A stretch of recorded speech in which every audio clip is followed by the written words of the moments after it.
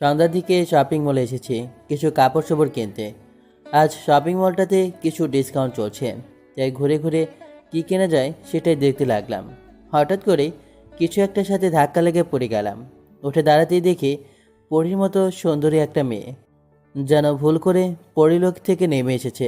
কিছু বোঝার ওঠার আগেই ঠাস ঠাস করে দুইটা থাপ্পড় বসিয়ে দিল। ছোট লোকের বাচ্চার চোখে দেখতে পাস না? তোর সাহস কি করে হয় আমার গায়ে টাচ করার? সরি, দেখতে পাই নাই। দেখতে পাস নাই নাকি অন্য কিছু না? এই তোদের মতো ছেলেদের খুব ভালো করে চেনা আছে আমার। মেয়ে দেখলে গায়ে হাত পড়তে ইচ্ছে করে, তাই না? তুই জানিস আমি কে আর আমার বাবা কি করে? আমি সত্যি আপনাকে দেখতে পাই নাই, না দেখেই ধাক্কা লেগে গেছে। এমনিতেই ধাক্কা দিয়েছিস, আবার মুখে মুখে তর্ক করছিস। তোর অবস্থা দেখ আমি কি করি। মাথা নিচু করে দাঁড়িয়ে আছি, তখন একটা লোক এসে মেয়েটাকে বলতে লাগলো। ম্যাডাম, আপনি প্লিজ একটু শান্ত হন। ছেলেটা মনে হয় ভুল করে ধাক্কা দিয়ে ফেলেছে, আর ছেলেটা মনে হয় আপনাকে চিনতে পারে নাই। বিষয়টা আমি দেখছি, আপনি এখান থেকে যান। লোকটার কথা শুনে মেয়েটা রাগে গজগজ করতে করতে চলে গেল। তারপর লোকটা আমার সামনে এসে দাঁড়ালো। এই ছেলে, তোমার কি জানের ভয় নাই? জানো মেয়েটাকে? এই শহরের নামকরা বিজনেসম্যান আনোয়ার সাহেবের মেয়ে। আমি আর একটু পর আসলেই তো তোমার অবস্থা খারাপ করে ছাড়তো। এখন যা করতে এসেছো সেটা করো গিয়ে। বলেই লোকটা চলে গেল। ও, আপনাদেরকে তো আমার পরিচয়টাই দেয় নাই।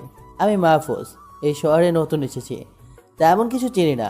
আর এই মেয়েটাকেও প্রথমবার দেখলাম। আমি তো আর ইচ্ছে করে ধাক্কা দিই নাই, তবুও কেমন আচরণ করলো দেখলেনই তো। যাক, যা হবার হয়েছে। শপিং করার মোডটাই নষ্ট করে দিল। প্রয়োজনীয় কিছু কিনে নিয়ে বাসার দিকে রওনা দিলাম। ছোট একটা বাসা ভাড়া নিয়েছি, শুধুমাত্র নিজে থাকার জন্য। এই শহরে আমাকে কেউ চেনে না।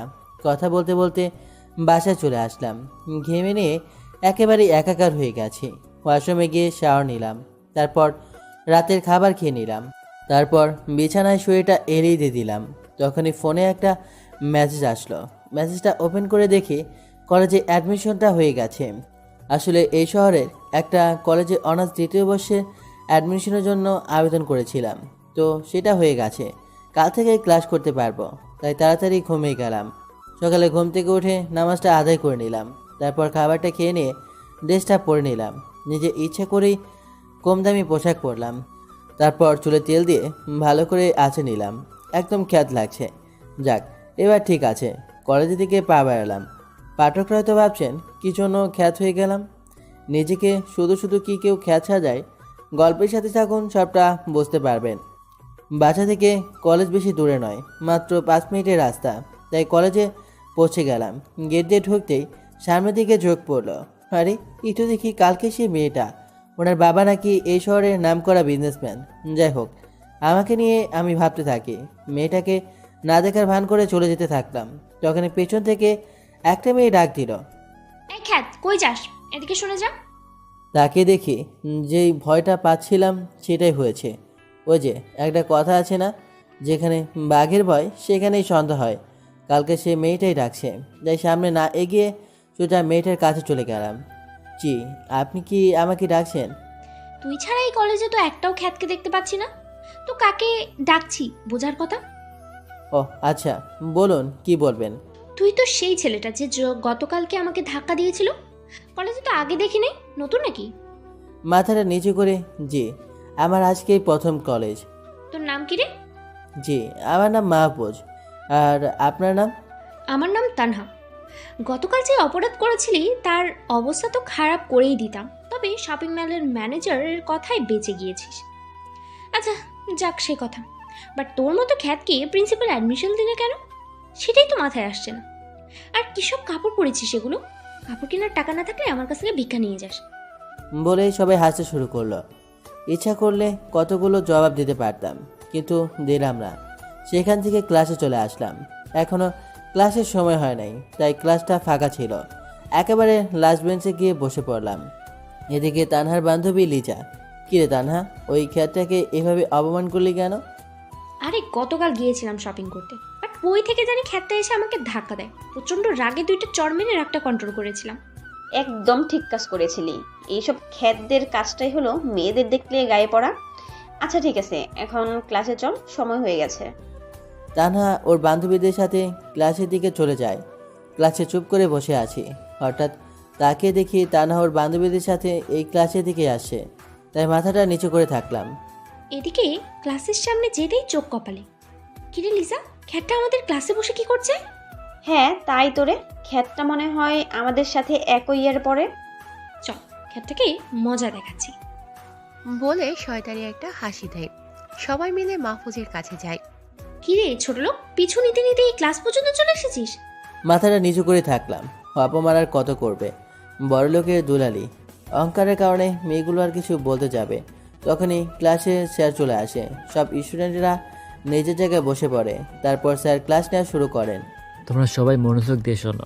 তোমাদের কলেজে নতুন একটা ছেলে এসেছে, আজ থেকে তোমাদের সাথে লেখাপড়া করবে। মাহফুজ, তুমি সামনে এসো। স্যারের কথা মতো সামনের দিকে তাকিয়ে স্যারের পাশে দাঁড়ালাম।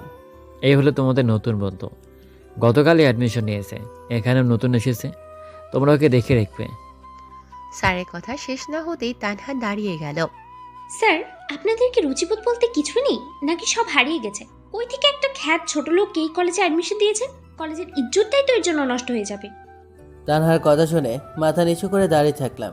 কোন আজব জায়গায় আসলাম, এরা শুধু ভালো জামা কাপড়ই দেখে, ভিতরটা দেখে না। তা না, জাস্ট শ্যাট আপ। তুমি তোমার সীমা অতিক্রম করে ফেলছো। ভুলে যেও না, তুমি এখানে শিক্ষা নিতে আসছো, এটা কোনো সিনেমা হল না। Sit down right now. Tanha স্যারের কথায় বসে পড়ে। মাহফুজ, তুমি কিছু মনে করো না, নিজের জায়গায় গিয়ে বসে পড়ো। স্যারের কথা মতো নিজের সিটে এসে বসলাম। স্যার ক্লাস নিতে শুরু করলেন। ক্লাস করা শেষে বের হয়ে গেলাম। আজকে নতুন, তাই কোনো বন্ধু হয় নাই। ক্যাম্পাসের দিকে হাঁটতে লাগলাম।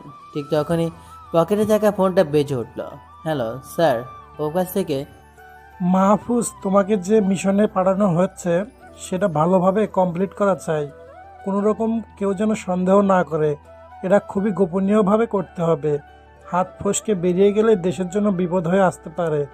অপরাধীদেরকে আমাদের চাই। স্যার, আপনি কোনো চিন্তা করবেন না, এখানে আমি ছাত্রসাথী এসেছি, তাই সন্দেহ করার কিছুই নাই। এই মিশনটা কমপ্লিট করে এখান থেকে বের হব। স্যার, শুধু কিছুদিন সময় লাগবে। ওপাশ থেকে। ওকে, তোমাকে সময় দেওয়া হলো, তবে বেশি দেরি যেন না হয়ে যায়। বলে ফোনটা কেটে দিল। অপরাধীদের তো জেলের ভাত খাইয়ে ছাড়বো, সে যেভাবে হোক। তার আগে আমাকে এই কলেজ সম্পর্কে ভালো করে সব কিছু জেনে নিতে হবে। এসব ভাবছি তখন পেছন থেকে কে একজন আমার নাম ধরে ডাক দিল। পেছনে ঘুরে দেখি একটা ছেলে ধরে কাছে চলে আসলো, হাত বাড়িয়ে দিয়ে বলে, হাই, আমি রাজ।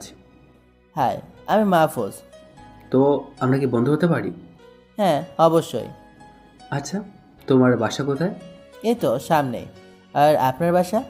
ও, আমার বাসায় সিনেমা হলের পেছনে। আর তুমি আপনি করে বলছো কেন? আমরা তো বন্ধু, বন্ধুদের মধ্যে কখনো আপনি চলে না। সো এখন থেকে তুই করে বলবো। আচ্ছা ঠিক আছে। তোর নাম্বারটা দে তো। রাজকে আমার নাম্বারটা দিলাম। তারপর দুজন মিলে একটা গাছের নিচে বসলাম। তারপর দুজন মিলে কিছু আটা দিয়ে বাসা চলে আসলাম। রাতে খাবার খেয়ে কলেজের পড়াটা কমপ্লিট করলাম। ঘুমানোর জন্য চোখটা বন্ধ করেছি, তখন ফোনটা বেজে উঠল। আম্মু ফোন করেছে। হ্যাঁ আম্মু, কেমন আছো তুমি? আমি ভালো আছি রে বাবা, তুই কেমন আছিস? তোর শরীরটা ভালো আছে তো? আর তুই কোথায়? আম্মু, এখানে চিন্তার কিছুই নাই, সব ঠিক আছে। শরীরটা অনেক ভালো আছে। আর আমি একটা গোপন মিশনে আছি, তাই কিছু বলা যাবে না। খুব তাড়াতাড়ি বাড়িতে ফিরে যাব। আচ্ছা এখন রাখো, কালকে কথা হবে। আচ্ছা বাবা, যেখানেই থাকিস অনেক ভালো থাকিস। বলে ফোনটা কেটে দিল। ফোনটা রেখে দিয়ে ঘুমিয়ে পড়লাম, কারণ কালকে আবার কলেজে যেতে হবে। সকালবেলা ঘুম থেকে উঠে ডিম ভাজি আর ভাত রান্না করলাম। তারপর খেয়ে দিয়ে কলেজে চলে আসলাম। রাজকে কলেজের গেট থেকেই পেয়ে গেলাম। তারপর দুজন মিলে ক্লাসের দিকে পা বাড়ালাম। একটা ক্লাস করে বাইরে বের হয়ে আসলাম। তারপর আড্ডা দিতে লাগলাম। এমন সময় তানহা আমার সামনে আসলো। খিরে ছোট লোক, বন্ধু তো একটা জোগাড় করে নিয়েছিস দেখছি। তা না, ভদ্রভাবে কথা বলো। তুমি ওকে ছোট লোক বলছো কেন? বলছি, বেশ করছি। তো তোর এত জ্বলছে কেন রে? আর কি রে ছোট লোক, তুই কি ওর কাছ থেকে টাকা মেরে খাওয়ার সিদ্ধান্ত নিয়েছিস নাকি? তানহা, আপনি কিন্তু আপনার সীমা পার করে ফেলেছেন। এখান থেকে চলে যান বলছি, না হলে। নাহলে কি করবি তুই আমার? কি করব দেখবি তুই। টাচ করে একটা থাপ্পড় বসিয়ে দিলাম। তানহা টাচ সামলাতে না পেরে মাটিতে পড়ে গেল। আমাকে কি ভেবেছিস? হ্যাঁ, সেই প্রথম দিন থেকেই অপমান করে চলেছিস। কিছু বলি না বলে কি মাথায় উঠে গেছিস নাকি?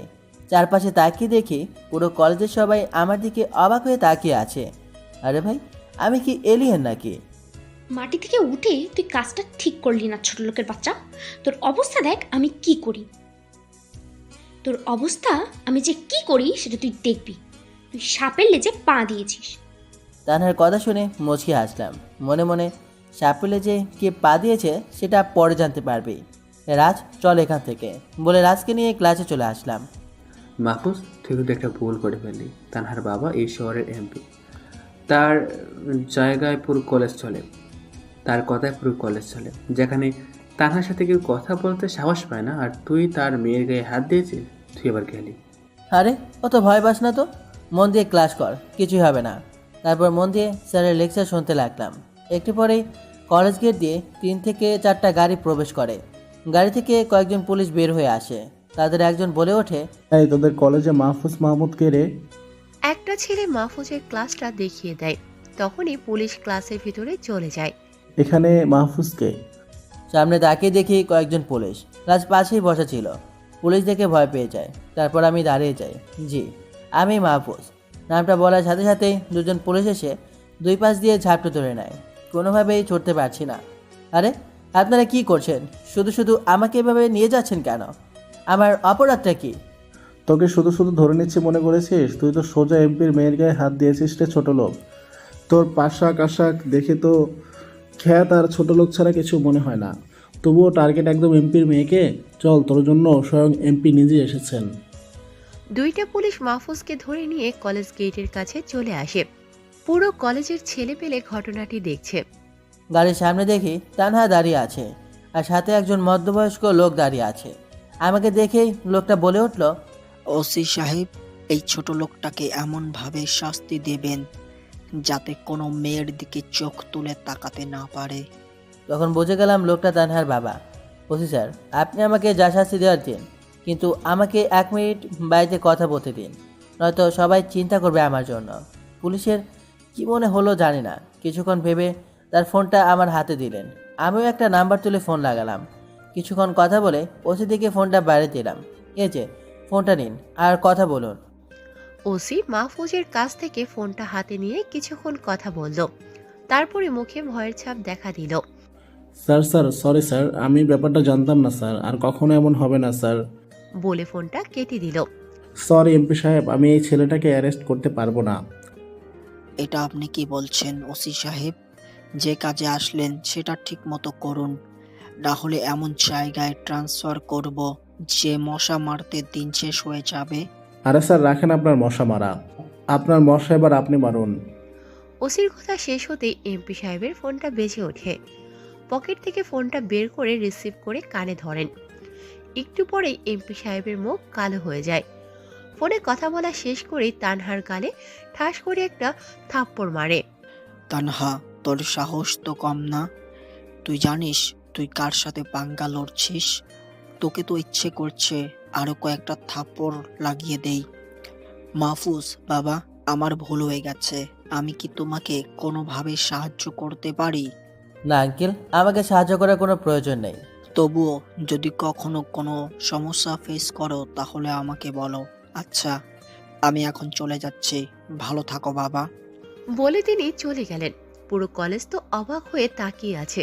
যাকে ধরতে আসছিল একটু আগে, এখন কি থেকে কি হয়ে গেল? মাহফুজকে ছেড়ে দিয়ে চলে যাচ্ছে। কিন্তু সব থেকে বেশি অবাক হয়েছে তানহা, কারণ এই পর্যন্ত অনেক ছেলেকে এইভাবে জেলে পাঠিয়েছে। তানহার দিকে কে চোখ তুলে তাকালেও অবস্থা খারাপ হয়ে যেত।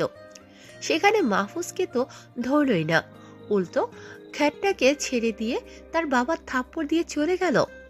যেখানে তানহার বাবা তানহাকে কখনো মারা তো দূরে থাক, একটি বকা পর্যন্ত দেয় নাই, সেখানে আজ কিনা এই খ্যাটটার জন্য থাপ্পড় মেরে দিল। তানহা মনে মনে প্রতিজ্ঞা করে এই খ্যাটটাকে যে করেই হোক শাস্তি দিয়েই ছাড়বে। এটাই তার কঠোর প্রতিজ্ঞা। তানহার বাবার সাথে কথা বলা শেষ করে চলে যেতে ধরেছি, তখনই পেছন থেকে ওসি ডাক দিল। এই ছেলে, এদিকে আসো, একটা কথা আছে। ওসির কথা মতো তার সামনে গিয়ে দাঁড়ালাম। কি বলবেন বলুন, আমার সময় নাই। এমনিতেই ক্লাস চলাকালীন নিয়ে এসেছেন আমাকে। তোমার সাথে একটু আলাদা কথা বলতে চাই, প্লিজ না করো না। ওকে চলুন, কিন্তু আমার বেশি সময় নষ্ট করা যাবে না। তারপর ওসির সাথে একটু সাইডে গেলাম। ওসি সাইডে এসেই আমাকে স্যালুট করে বসলো। আমি তো পুরো অবাক হয়ে গেলাম। স্যার, আমার ভুল হয়ে গেছে, আমি আপনার বিষয়ে সব কিছু জেনে গেছি। আপনি এখানে থাক, তোমাকে আর কিছু বলতে হবে না। যা জেনে নিয়েছেন চুপচাপ চেপে যাও। তোমার মুখ থেকে যেন কোনোভাবে এই কথা বের না হয়ে যায়। সাবধান। ওকে স্যার, ভুল করেও কিছু বের হবে না। ওকে, তুমি এখন যেতে পারো, আমার ওদিকে কাজ আছে বলে সেখান থেকে চলে আসলাম। সামনে তাকিয়ে দেখি রাজ আমার দিকে অবাক হয়ে তাকিয়ে আছে। কী রে রাজ, এভাবে তাকিয়ে আছিস কেন? তুই কি আমাকে বলতো? তানহার বাবা ফোনে কথা বলার পর তোকে ছেড়ে দিল। যেখানে তানহা অনেক ছেলেকে ওর বাবাকে দিয়ে জেলের ভাত খাইয়েছে, সেখানে তোকে এমনিতে ছেড়ে দিল? তুই কে আর তোর পরিচয় কি? এটা তুই কোনো কথা বললি? আমি তো তোর বন্ধু, আর কেন যেন আমাকে কিছু না করেই ছেড়ে দিল। আচ্ছা, এখন এসব কথা ভেবে কাজ নেই। এখন চল বাসার দিকে যাওয়া যাক। তারপর রাজকে বিদায় দিয়ে বাসা চলে গেলাম। ফ্রেশ হয়ে একটা ঘুম দিলাম। বিকেলে ঘুম থেকে উঠে বাইরে থেকে একটু ঘুরে আসলাম। রাতে কলেজের পড়াটা শেষ করে ঘুমানোর জন্য শুয়ে পড়লাম। ঘুমের চোখটা জুড়ে আসে, আর তখনই টেবিলে থাকা ফোনটা বেজে উঠল। ছুর, এ সময় আবার কে ফোন দেবে? রাত বাজে 11টা। ফোনটা হাতে নিয়ে দেখি আম্মু ফোন করেছে। তাড়াতাড়ি ফোনটা রিসিভ করলাম। হ্যালো আম্মু, কেমন আছো তুমি? তোকে ছাড়া কিভাবে ভালো থাকি আমি বল? আজ কতদিন হয়ে গেল তুই বাসায় নাই। তোর জন্য সব সময় আমার মনটা খারাপ থাকে। তোর বোন তো সব সময় তোর কথা বলে। আচ্ছা আম্মু, সবার কথাই তো শুনলাম, বাট বাবা কেমন আছে? তোর বাবাও তোকে অনেক মিস করছে, কিন্তু সে একটা বিষয়ে অনেক খুশি যে তার ছেলেটা দেশের জন্য কাজ করছে। সাথে আমরাও গর্ব করি তোর জন্য। আম্মু, শুধু তোমরা আমার জন্য দোয়া করো, যেন যে কাজে নেমেছি সেটা সম্পূর্ণ করতে পারি। তাহলে দেশের জন্য অনেক বড় কিছু করতে পারবো। আচ্ছা, এখন ফোনটা রাখছি, কালকে কথা হবে। তারপর ফোনটা কেটে দিলাম, কিন্তু ফোনটা আবার বেজে উঠলো। এবার তাকে দেখি কোনো এক অচেনা নাম্বার থেকে ফোন এসেছে। ফোনটা রিসিভ করলাম। হ্যালো, কে বলছেন? তোমার চেনা কেউ একজন? কণ্ঠ শুনে বুঝতে পারলাম এটা কোনো মেয়ের কণ্ঠ। আচ্ছা, আপনি কে বলছেন? বললাম তো তোমার কাছের একজন মানুষ। আপনার এসব ফালতু কথা শোনার সময় আমার নাই। আর আমার নাম্বার পেয়েছেন কোথায়? বাবা, প্রিয় মানুষটার নাম্বার পেতে আবার কোনো সমস্যা হয় নাকি? এই যে ম্যাডাম শুনুন, আপনি যেই হন না কেন, এসব আজারে বেচাল আমার শোনার সময় নাই। সো ফোনটা রাখলাম। এই এই বলছি, এত রেগে যাওয়ার কি আছে? আমি তানহা। নামটা শোনার পরেই খুব অবাক হয়ে গেলাম। যে মেয়েটা আমাকে দেখতেই পারে না সে আমাকে ফোন দিয়েছে, কিন্তু তারপরে তার আচরণ মনে পড়ে গেল আর খারাপ লাগতে লাগলো। এই মেয়ে, তুমি আমাকে ফোন দিয়েছো কেন? আমাকে অপমান করে তোমার ভালো লাগে নাই?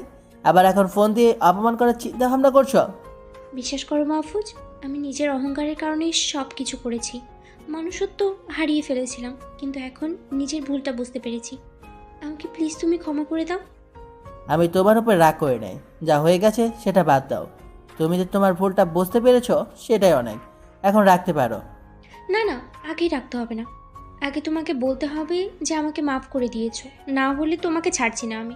কি বিপদে বললাম রে ভাই, মেয়ে তো দেখি আটার মতো লেগে আছে।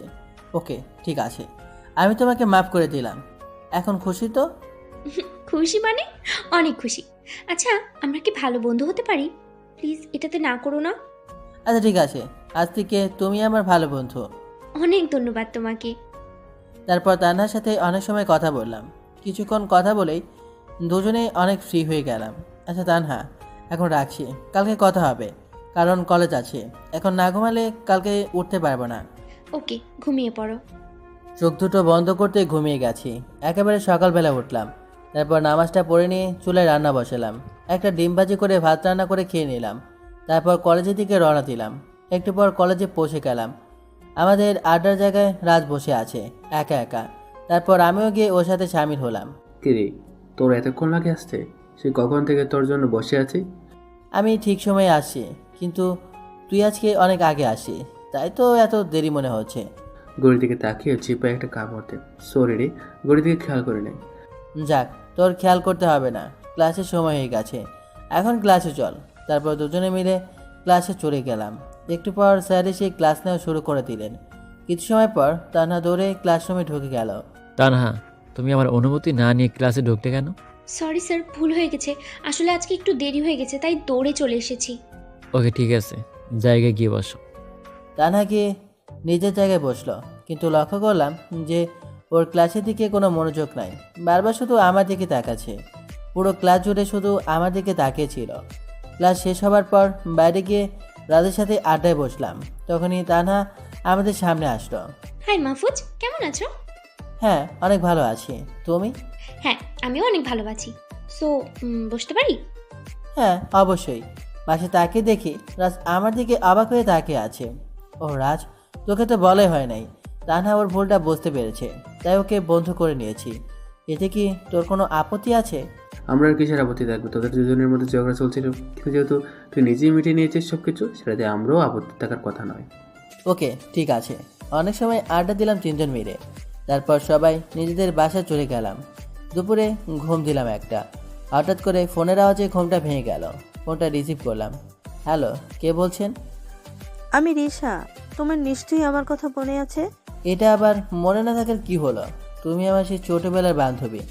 তোমাকে তো মনে থাকবে, তাই না? হ্যাঁ, সেটা তো অবশ্যই। সো এখন কি তুমি কোনো জব করছো? হ্যাঁ, আমি একজন সিআইডি অফিসার। আর আমি এটাও জানি যে তুমি কি জন্য এখানে আসছো আর কি জন্য এই কলেজটাতে ভর্তি হয়েছো। তুমি যাদের সম্পর্কে পুরোপুরিভাবে জানতে চাইছো সেটা আমার কাছে আছে। তুমি চাইলে আমার সাথে দেখা করতে পারো, তারপরেই সব বিষয় আলোচনা হবে। ওকে, তোমার সাথে আজকে বিকেলেই দেখা করব। তাহলে তুমি কোথায় দেখা করতে পারবে?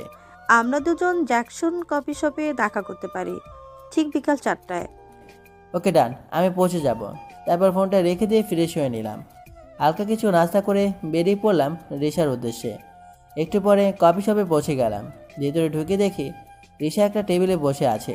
সরি সরি রিশা, আমার একটু দেরি হয়ে গেল। তুমি কষ্ট করে এত সময় বসে আছো। তোমার এখনও সেই আগে আগে চলে আসার অভ্যাসটা যায়নি দেখছি। ঠিক বলেছ। আমার এখনো সেই অভ্যাসটা যায়নি। আর ভালো জিনিস নিশ্চয়ই যত্ন করে রেখে দিতে হয়। হ্যাঁ, সেটা অবশ্য খারাপ বলো নাই। তো বলো, কি খাবে আজকে তুমি? এই, পাগল হয়ে গেছো তুমি? আজ কতদিন পর তোমার সাথে দেখা হলো। আজকে তুমি শুধু বসে থাকবা আর আমি খাওয়াবো। ওকে ঠিক আছে মিস সিআইডি অফিসার, তুমি তো দেশের জন্য খুব ভালো কাজ করছো। আর আমারও খুব ভালো লাগলো যে তোমার সাথে এভাবে কথা বলতে পারছি। এই হইছে, এত পাপ দেওয়ার দরকার নাই। তুমিও তো কম না, তুমি তো একজন আন্ডারওয়ার্ল্ড কমান্ডো, সেটাও আবার ওয়ান ম্যান আর্মি কমান্ডো। তুমি তো দেশের জন্য খুব ভালোভাবে লড়াই করতে পারবে। আমাদের কথা বলার মাঝে ওয়েটার এসে 2টা কফি দিয়ে গেল। রিশা, তুমি এর মধ্যে কফিও অর্ডার করে ফেলেছো? তারপর আরও বেশ কয়েকটা আইটেম আসলো। এবার এগুলো খেয়ে নাও। আর হ্যাঁ, তোমাকে যে জন্য আসতে বলেছি, একটু ওয়েট করো। এই নাও, এর ভিতরে তোমার সব কিছু ইনফরমেশন দেওয়া আছে। আর আমার সন্দেহ যে ওই কলেজের প্রিন্সিপালটাও এর সাথে জড়িত। আরে সেটা তো আমি খোঁজে নিব যে কে এই দেশবিরোধী কাজের সাথে জড়িত। ওদের সব কয়টাকে ধরে এমন অবস্থা করব যে বাকি সন্ত্রাসীরা ভাবতেও ভয় পাবে। তারপর দুজন মিলে খেয়ে নিয়ে বের হয়ে গেলাম। তারপর বাসায় চলে গেলাম। রাতে ল্যাপটপ অন করে সিডি প্লেয়ারটা প্লে করলাম। বা রিশা তো দেখি খুব ভালো কাজ করছে, সব ইনফরমেশনই এখানে নিয়ে আসছে। কিন্তু হঠাৎ করে চোখটা একটা জায়গায় আটকে গেল। কলেজের প্রিন্সিপাল সেই অতির সাথে বসে আছে। এটা শুধু একটা ফটো, একটু ভালো করে লক্ষ্য করলে বোঝা যায় যে অতির সাথে প্রিন্সিপাল কিছু একটা বিষয় নিয়ে হেঁচে যে কথা বলছে। আবার রিশাও তো বলছিল যে সে প্রিন্সিপালকে সন্দেহ করে। তাহলে কি প্রিন্সিপালও এই কাজের সাথে জড়িত? এইসব কথা ভাবছি, তখনই ফোনটা বেজে উঠল। ফোনের শব্দে ধ্যান কাটলো। ফোনের দিকে তাকিয়ে ফোনটা রিসিভ করলাম। Hello sir. কি মাহফুজ, তোমার কাজ কত দূর আগালো? জি স্যার, সব কিছু ভালোভাবে চলছে। আশা করছি খুব তাড়াতাড়ি এই কাজটা সলভ করে ফেলব। কথা বলা শেষ হতেই ফোনটা কেটে গেল। তারপর ঘুমিয়ে পড়লাম। সকালবেলা কলেজে গিয়ে রাতের সাথে আড্ডা দিতে লাগলাম। আর তখনই দেখি 3 থেকে 4 জন ছেলে প্রিন্সিপালের রুমে ঢুকলো। সবগুলোকে দেখতে গুন্ডাদের মতো। সবাই মাস্ক পরে আসে, যেন মনে হচ্ছে জঙ্গল থেকে উঠে এসেছে। কলেজে আসার পর থেকে ওদেরকে দেখি নাই। তবে কি ওরা প্রিন্সিপালের সাথে মিলে কুকর্ম করে নাকি? মনে প্রচুর পরিমাণ সন্দেহ হতে লাগলো। কি হচ্ছে দেখা দরকার। রাজ, আমার একটা পার্সোনাল ফোন আসে, আমাকে একটু সাইডে যেতে হবে। রাজকে মিথ্যা বললাম, কারণ এখন প্রিন্সিপালের রুমে যেতে হবে। রাজের কাছ থেকে সরে গিয়ে প্রিন্সিপালের রুমের দরজার সামনে গিয়ে দাঁড়ালাম। তারপর লুকিয়ে ওদের কথা শুনতে লাগলাম। এই তোমরা এখানে? এই তোমরা এখন কলেজে আসছো কি জন্য? তোমাদেরকে না আমি বলেছিলাম যে আমি ফোন করব? যদি কেউ এটা দেখেনি তাহলে তোমরা সহ আমাকেও জেলের ঘানি টানতে হবে। তোমরা উত্তেজিত হচ্ছ কেন এত? আমি তো টাকার গোলাম। তোমাদের ড্রাগগুলো আমি যথাসময়ে পাঠিয়ে দিব, কারণ আমিও চাই অনেক বড়লোক হতে। এই প্রিন্সিপাল হয়ে কতদিন থাকবো? আমি একবারে দেশের বাইরে চলে যাব আর জীবনটাকে উপভোগ করব। এদিকে আমার সমস্ত কিছুর ভিডিও করা শেষ। ছেলেগুলো আসতেই লোকে পড়লাম। তারপর আবার রাজের কাছে চলে গেলাম, কিন্তু আড্ডা দেওয়ার হলো না। তানহা রাজের সাথে বসে আছে। কিরে, তোর কথা বলতে এত সময় লাগে? সে কখন চলে গেলি? আরে এখন তো আসে, আর ওয়েট করা লাগবে না। মাহফুজ, তুমি কোথায় গিয়েছিলে? আমি এসে দেখলাম রাজ বসে আছে, বাট তুমি নাই। ওকে জিজ্ঞেস করলে বললো মোবাইলে কথা বলতে গেছো। তো কথা বলতে কি এত সময় লাগে নাকি? দুজন মিলে আমার পেছনে লাগছে। এখন আমার কান্না পাচ্ছে। তাক, আর কান্না করতে হবে না, অনেক কথা লাগছে। পেটের মধ্যে ইঁদুর দৌড়াচ্ছে। এখন চল ক্যান্টিনে গিয়ে কিছু খেয়ে আসি। এ রে, তোর কথা শুনে তো ক্ষুধা আমারও লেগে গেল। ও, তোমাদের ক্ষুধা লেগেছে সেটা আগে বলবে তো। চলো, তোমাদেরকে আজ রেস্টুরেন্টে নিয়ে খাওয়াবো। আমার পক্ষ থেকে একটা ট্রিট। কি তোমরা খুশি তো? আরে খুশি না মানে? হ্যাঁ, এমপি সাহেবের মেয়ে ট্রিট দেবে, আর সেটাতে খুশি না হয় দেখা যায়? তারপর সবাই মিলে ভালো একটা রেস্টুরেন্টে ঢুকলাম। ওইটারকে ডেকে নিয়ে খাবারের অর্ডার দিলাম। রাজ ওর মনের মতো করে অর্ডার দিল। রাজের অর্ডার দেখে তো মনে হচ্ছে যেন একটা রাক্ষস খাওয়াতে নিয়ে আসছে। কিরে রাজ, তুই এত খেতে পারবি তো? আরে বলিস কি, খেতে পারবো না মানে? তুই শুধু তাকে থেকে দেখে যা, তারপর কথা বলবি। রাজের কথা শুনে হেসে দিই। আচ্ছা ঠিক আছে, তোমার যেটা ইচ্ছা সেটা খাও। আজ আমার পক্ষ থেকে ট্রিট বলে কথা। একটি পর ওয়েটার এসে সব আইটেমগুলো দিয়ে যায়। তারপর সবাই মিলে খাওয়া শুরু করলাম। রাজ প্রচুর পরিমাণে খেলো, যা দেখে আমি তো পুরাই অবাক। খাওয়া শেষে সব বিল মিটিয়ে বের হয়ে গেলাম। আচ্ছা, এখন তাহলে বাসার দিকে রওনা দেওয়া যাক, কালকে আবার কলেজে দেখা হবে। তারপর সবাইকে বিদায় জানিয়ে বাসায় চলে গেলাম। এখন একটাই কাজ, কবেই ড্রাগগুলো পাচার হবে সেটা জানতে হবে। আর আমার অভিজ্ঞতা অনুযায়ী এই কলেজ থেকে ড্রাগগুলো পাচার হবে। ওরা শুধু সময়ের অপেক্ষা করছে। বিকালবেলা রিশাকে ফোন করলাম। হ্যাঁ মাহফুজ, বলো কি খবর তোমার? হ্যাঁ, আমার খবর তো এখন অনেক ভালো। তো তুমি কি এখন জ্যাকসন কবে সপ্তাহে আসতে পারবে? হ্যাঁ আসতে পারো। তবে একটা কথা, আসার সময় এই শহরের একটা ম্যাপ নিয়ে আসবে, আর ড্রাগস ডিলার ড্রাগনের এক এলাকারও একটা ম্যাপ নিয়ে আসবে। তুমি চলে আসো, আমি রওনা দিচ্ছি। ওকে, আমি এখনই বের হচ্ছি, তুমি চলে আসো। রিশার সাথে কথা বলে দ্রুত তৈরি হয়ে নিলাম। তারপর জ্যাংশন রেস্টুরেন্টের উদ্দেশ্যে বেরিয়ে পড়লাম। একটু পরে পৌঁছে গিয়ে দেখি রিশা বসে আছে। সরি রিশা, একটু দেরি হয়ে গেল নাকি? না না, দেরি হয়নি, আমারই একটু আগে আসার অভ্যাস। তো জিনিসগুলো এনেছো? হ্যাঁ সব কিছু এনেছি। তারপর ম্যাপ বের করে দিল। নাও, এটা হলো আমাদের বন্ধুত্বের উপহার। তুমি চাইলেই কিন্তু আমাদের পুরো সিআইডি টিম তোমাকে সাহায্য করতে পারে। আরে না, তার আর কোনো দরকার হবে না, আমি একা কাজটা করতে পারবো। তবু একবার ভেবে দেখতে পারো। আচ্ছা তুমি একটা কথা বলো তো, তুমি এত ফিট থাকো কেমন করে? আরে বাবা, একজন কমান্ডো আমি, সারাদিন এইসব নিয়েই থাকতে হয়। তো এত সব কাজ করতে গেলে তো ফিট থাকতে হবে। তারপর দুজন মিলে কফি খেলাম। আচ্ছা এখন যাওয়া যাক। ডিনারে কফির বিলটা আমিই দিলাম, কিন্তু পরের ট্রিটটা কিন্তু তোমার। আচ্ছা ঠিক আছে, এখন বের হওয়া যাক। রেস্টুরেন্ট থেকে বের হয়ে গেলাম। রিশা হাত বাড়িয়ে দিয়ে হ্যান্ডশেক করলো। ওকে, তাহলে যাওয়া যাক। ওকে বিদায় দিয়ে রাস্তা পার হলাম। হঠাৎ করে পেছন থেকে রিশার চিৎকার শুনতে পেলাম। এই তোমরা কারা? আমাকে ছেড়ে দাও বলছি। রিশার আওয়াজ শুনে পিছনে তাকাতেই দেখি একটা গাড়িতে ওকে জোর করে তুলে নিয়ে যাচ্ছে। নিশ্চয়ই ড্রাগনের লোকেরা আমার ব্যাপারে জেনে গেছে, আর ভুল করে রিশাকে তুলে নিয়ে যাচ্ছে। আমিও ওদের পিছনে দৌড়াতে লাগলাম। গাড়িটা স্পিডে চলছে, কিন্তু আমিও কমান্ডোতে দৌড়ে চ্যাম্পিয়ন হয়েছি। সো সমস্ত শক্তি দিয়ে দৌড়াতে লাগলাম। ওরা আস্তে আস্তে জঙ্গলের মধ্যে চলে গেল। কি করব কিছুই মাথায় আসছিল না। তখন রাস্তায় একটা মোটা লাঠি দেখতে পেলাম। ওইটা ওদের গাড়ির দিকে ছুড়ে মারলাম। সাথে সাথে গাড়ির সামনের কাজটা ভেঙে গেল, আর ওরা কন্ট্রোল করতে না পেরে গাড়ি থামিয়ে দিল। দৌড়ে গিয়ে রিশাকে গাড়ি থেকে বের করলাম, কিন্তু 10 থেকে 13 জন আমাকে ঘিরে ধরলো। রিশাকে সাইডে সরিয়ে দিয়ে সব কয়টাকে মারতে থাকলাম। একটু পর দেখি মাটিতে সব কয়টা গড়াগড়ি খাচ্ছে। তারপর রিশার দিকে তাকাতেই একটা গলি এসে সোজা আমার পেটের বাম পাশে রাখলো। সাথে সাথে চোখ দুইটা অন্ধকার হয়ে গেল। রিশা এই অবস্থা দেখে মাহফুজ বলে একটা চিৎকার দেয়, কিন্তু মাহফুজের নিথর দেহ মাটিতে পড়ে আছে, কোনো সারা শব্দ নাই। সেই লোকগুলো এসে জোর করে রিশাকে তুলে নিয়ে যায়। হঠাৎ করে আমার ঘুমটা ভেঙে গেল। পাশে তাকিয়ে দেখি 3টা লোক দাঁড়িয়ে আছে। চারপাশে তাকাতেই দেখি আমি হসপিটালে বেডে শুয়ে আছি। তখন সামনে দাঁড়ানো একটা লোক বলে উঠল, এই ছেলে রিশা কোথায়? এটা আবার কারা যে রিশার খোঁজ নিতে আসে? ব্যাপারটা এখন চেপে যেতে হবে। আমি কোনো রিশাকে চিনি না। আর আপনারা কে?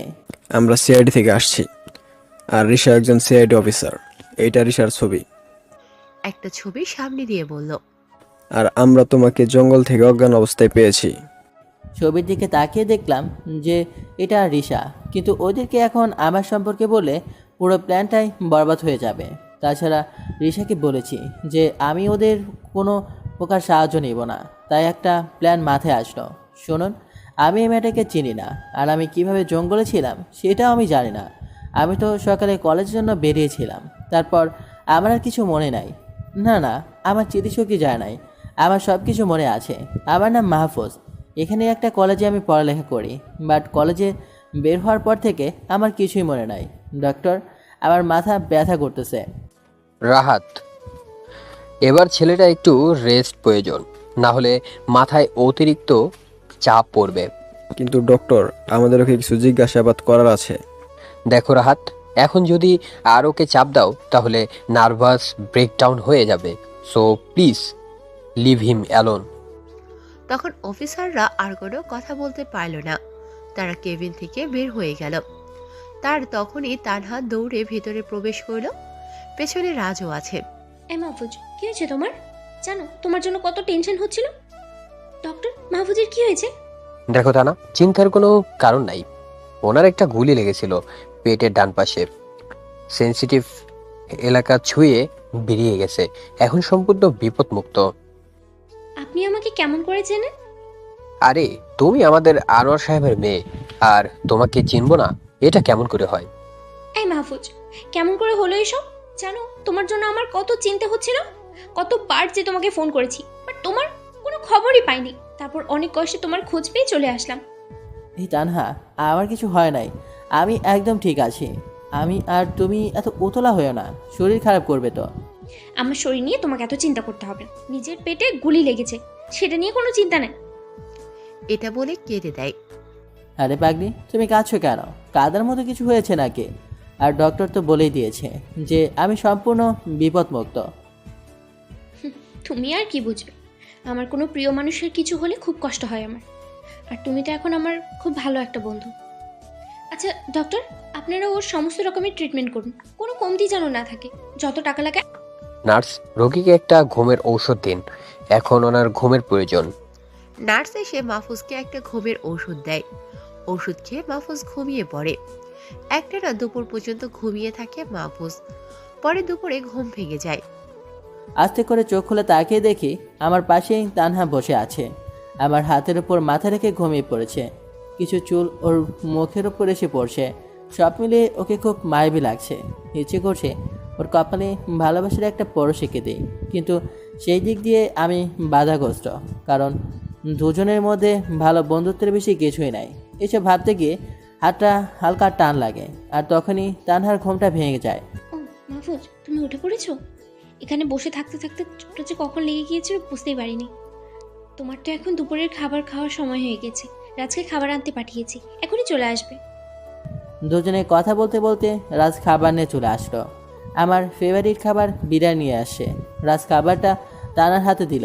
তারপর তানহা খাবারগুলো একটা প্লেটে নিয়ে নিল, তারপর আমার হাতে দিল। নাও, এবার খাবারগুলো খেয়ে নাও, তোমার ওষুধ খেতে হবে। খাবার খাওয়ার জন্য উঠতে গিয়ে পেটে ব্যথা লাগলো। ব্যথায় কুঁকতে উঠলাম। এই, তোমার আবার কি হলো? ইস, আমার তো মনেই নেই যে তোমার পেটে গুলি লেগেছে, তুমি ওটা খেতে পারবে না। সত্যি বিষয়টা ভুলে গেছিলাম। আসো, আমি খাইয়ে দিচ্ছি। তানহার কথা শুনে পুরো অবাক গনে গেলাম। মেয়েটা বলছে কি ও নাকি আমাকে খাইয়ে দেবে? মাথাটা পুরো খারাপ হয়ে গেল নাকি? এত কিছু ভাবছো কেন তুমি? আমার মাথা একটুও খারাপ হয়নি। তুমি অসুস্থ বলে তোমাকে খাইয়ে দিচ্ছি, এখন চুপচাপ করে খাবারগুলো খেয়ে নাও তো। উরে বাব্বারে, তানহার কি কোনো অলৌকিক শক্তি আছে নাকি? আমার মনের কথা কেমন করে জেনে গেল? চুপচাপ হয়ে ভদ্র ছেলের মতো খেয়ে নিলাম। তানহাও আমাকে অনেক যত্ন করে খাইয়ে দিল। এমন একটা বউ থাকলেও তো আরামে জীবনটা পার করে দেওয়া যেত। খাবারটা শেষ করে ওষুধ খেয়ে নিলাম। তারপর রাজা তানহার সাথে গল্প করতে লাগলাম। সন্ধ্যার দিকে রাজকে বললাম যেন বাড়ি ফেরার পথে তানহাকে নামিয়ে দিয়ে যায়। না মাহফুজ, আমি তোমাকে ছাড়া এক পাও নড়ছে না। রাজ বাসায় চলে যাক, আমি এখানে তোমার কাছে থাকবো। একেবারে তুমি সুস্থ হলে তারপরে বাসায় যাব। আরে তানহা, তোমার বাবা মা তো তোমার জন্য চিন্তা করবে। তাছাড়া তুমি বা আমার জন্য এত করছো কেন? আর তুমি বা কোথায় থাকবে? কে বলেছে আমার বাবা মা চিন্তা করবে? তাদেরকে আমি বলে দিয়েছি যে আমি এখানে থাকবো, আর বাবাও হ্যাঁ করে দিয়েছে। তাই রাজ চলে যাও। আর তুমি এখন আমার সব থেকে কাছের বন্ধু, তাই তোমাকে ছাড়া যাব না। তোমাকে আমার থাকার জায়গার জন্য চিন্তা করতে হবে না, বুঝছো? জানি, আর কিছু বলে কাজ হবে না। তাই রাজকে বাসায় চলে যেতে বললাম। আর তানহা আমার সাথেই থাকলো। এভাবে পুরো 3 দিন কেটে গেল। এই কয়দিনে তানহা আমার সাথে ছায়ার মতো লেগেছিল। ওর প্রতি অনেকটা দুর্বল হয়ে পড়েছি আমি। হয়তো ভালোবেসে ফেলেছি ওকে, কিন্তু ওকে কথাটা বললে কষ্ট পাবে অনেক, তাই বলতে পারবো না। এভাবে আরও 2 দিন হসপিটালে থাকতে হলো।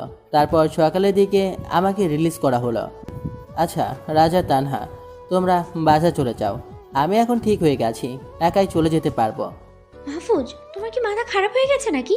তুমি এখনো সুস্থ হও নাই, তোমাকে একা কিভাবে ছেড়ে দেই? হ্যাঁ, তানহা তো ঠিকই বলছে, তুই এখনও সুস্থ হস নাই। এখন তুই আমার সাথে আমার বাসায় কে থাকবি? আরে এটা তো জানে না যে আমি একজন কমান্ডার, আর এসব কতগুলি আমাকে হজম করতে হয়েছে সেটা আল্লাহ জানে। এই একটা গুলি আমাকে আর কিভাবে কাবু করবে? আরে তানহা, এ দেখো আমি একদম সুস্থ বলে বেড থেকে নেমে হাঁটাহাঁটি করলাম। আমাকে দেখে তো তানহা আর রাজ দুজনেই অবাক হয়ে গেছে। কি এবার তোমাদের বিশ্বাস হয়েছে তো? এই আমি বিশ্বাস করতে পারছি না, এটা কী করে সম্ভব? গুলি খাওয়ার 3-4 পরও কেউ এভাবে হারতে পারে? তানহা, এভাবে হা করে তাকিয়ে কি দেখছো? দেখতে হবে না যে আমি কাদের বন্ধু? তোমরা সাথে থাকলে আমাদের কিছুই হবে না। আচ্ছা চলো এখন বাসায় যাওয়া যাক। হসপিটাল থেকে বের হয়ে সোজা বাসায় চলে গেলাম। হঠাৎ রিশার কথা মনে পড়ে গেল। ওকে তো এতক্ষণে নিশ্চয়ই ছেড়ে দিয়েছে, কারণ ভুল করে আমার জায়গায় ওকে ধরে নিয়ে গেছে। সো ওর কাছে সিআইডির ব্যাজ আছে, সেটা দেখে তো এতক্ষণে ছেড়ে দেওয়ার কথা। কারণ রিশাকে নিয়ে ওদের কোনো কাজ নেই। বাড়িতে এসে বিছানায় শুয়ে পড়লাম। কালকে থেকে আবার কলেজে যাওয়া শুরু করতে হবে। হঠাৎ পকেটে থাকা ফোনটা বেজে উঠল। তানহা ফোন করেছে। হ্যাঁ তানহা, বলো কি বলবে? এই, তুমি কি বাসায় পৌঁছে গেছো? হ্যাঁ, আমি একটু আগেই বাসায় আসছি। তোমার কোনো চিন্তা করতে হবে না আমাকে নিয়ে, তুমি নিশ্চিন্তে থাকতে পারো। নিশ্চিন্তে কিভাবে থাকবো বলো? তোমার জন্য তো অনেক চিন্তা হচ্ছে আমার। তুমি সুস্থ আছো, তবুও তোমার অসুস্থতার জন্য চিন্তা হচ্ছে। যদি আবার অসুস্থ হয়ে পড়ো? আরে না, আমার কিছুই হবে না, তুমি কোনো চিন্তা করো না। আচ্ছা এখন রাখি, আমি বিশ্রাম নেব। আচ্ছা ঠিক আছে, কিন্তু তুমি কি কাল কলেজে আসতে পারবে? হ্যাঁ, কলেজে আসতে পারবো, কোনো সমস্যা হবে না। তারপর ফোনটা কেটে দিয়ে বিছানায় শুয়েটা এলে দিলাম। অন্যদিকে সিআইডি টিমের মাথা খারাপ হয়ে যাচ্ছে। রিশার কোনো খোঁজ পাওয়া যাচ্ছে না। সিআইডি অফিসাররা তাদের অফিসে আসতেই দেখলো এসিপি স্যার বসে আছে। কি ব্যাপার, তোমরা কি রিশার কোনো খোঁজ পেয়েছো? নো স্যার, এখনও খোঁজ পাওয়া যায়নি। যে ছেলেটাকে আমরা জঙ্গল থেকে পেয়েছি সেখানে রিশার ব্যাগ আর মোবাইলটা পাওয়া গেছে, কিন্তু রিশাকে নয়। ওই ছেলেটাকে কিছু জিজ্ঞাসা করো নাই? কিছু জানতে পারলে ওর কাছ থেকে? নো স্যার, ছেলেটা বলেছে ওর সেদিনের কথা কিছুই মনে নেই, বাট বাকি সব কিছু মনে আছে। শুধু সেদিনকার ঘটনাটা মনে করতে পারছে না। আর ওর কাছে রিশার ছবিটা দেখিয়েছি, বলল যে এই প্রথম নাকি রিশাকে দেখলো। হ্যাঁ রাহাত, এর মধ্যে বড় কোনো রহস্য লুকিয়ে আছে। শুধুমাত্র সেই দিনের কথা মনে নাই, এটা কিভাবে হতে পারে? আচ্ছা বাদ দাও এটা। এখন তোমরা খোঁজ করো যে রিশার মোবাইল লোকেশন সকাল থেকে রাত পর্যন্ত কোথায় কোথায় ছিল, তাহলে আমরা কিছু জানতে পারবো। রাইট স্যার, এক্ষুনি খোঁজ নিচ্ছি বলে সবাই বেরিয়ে পড়ে। এদিকে মাহফুজ রাতের বেলা ছাদে উঠে ব্যায়াম করা শুরু করে। এই 7 দিন পর আজকে আবার ব্যায়াম করা শুরু করলো।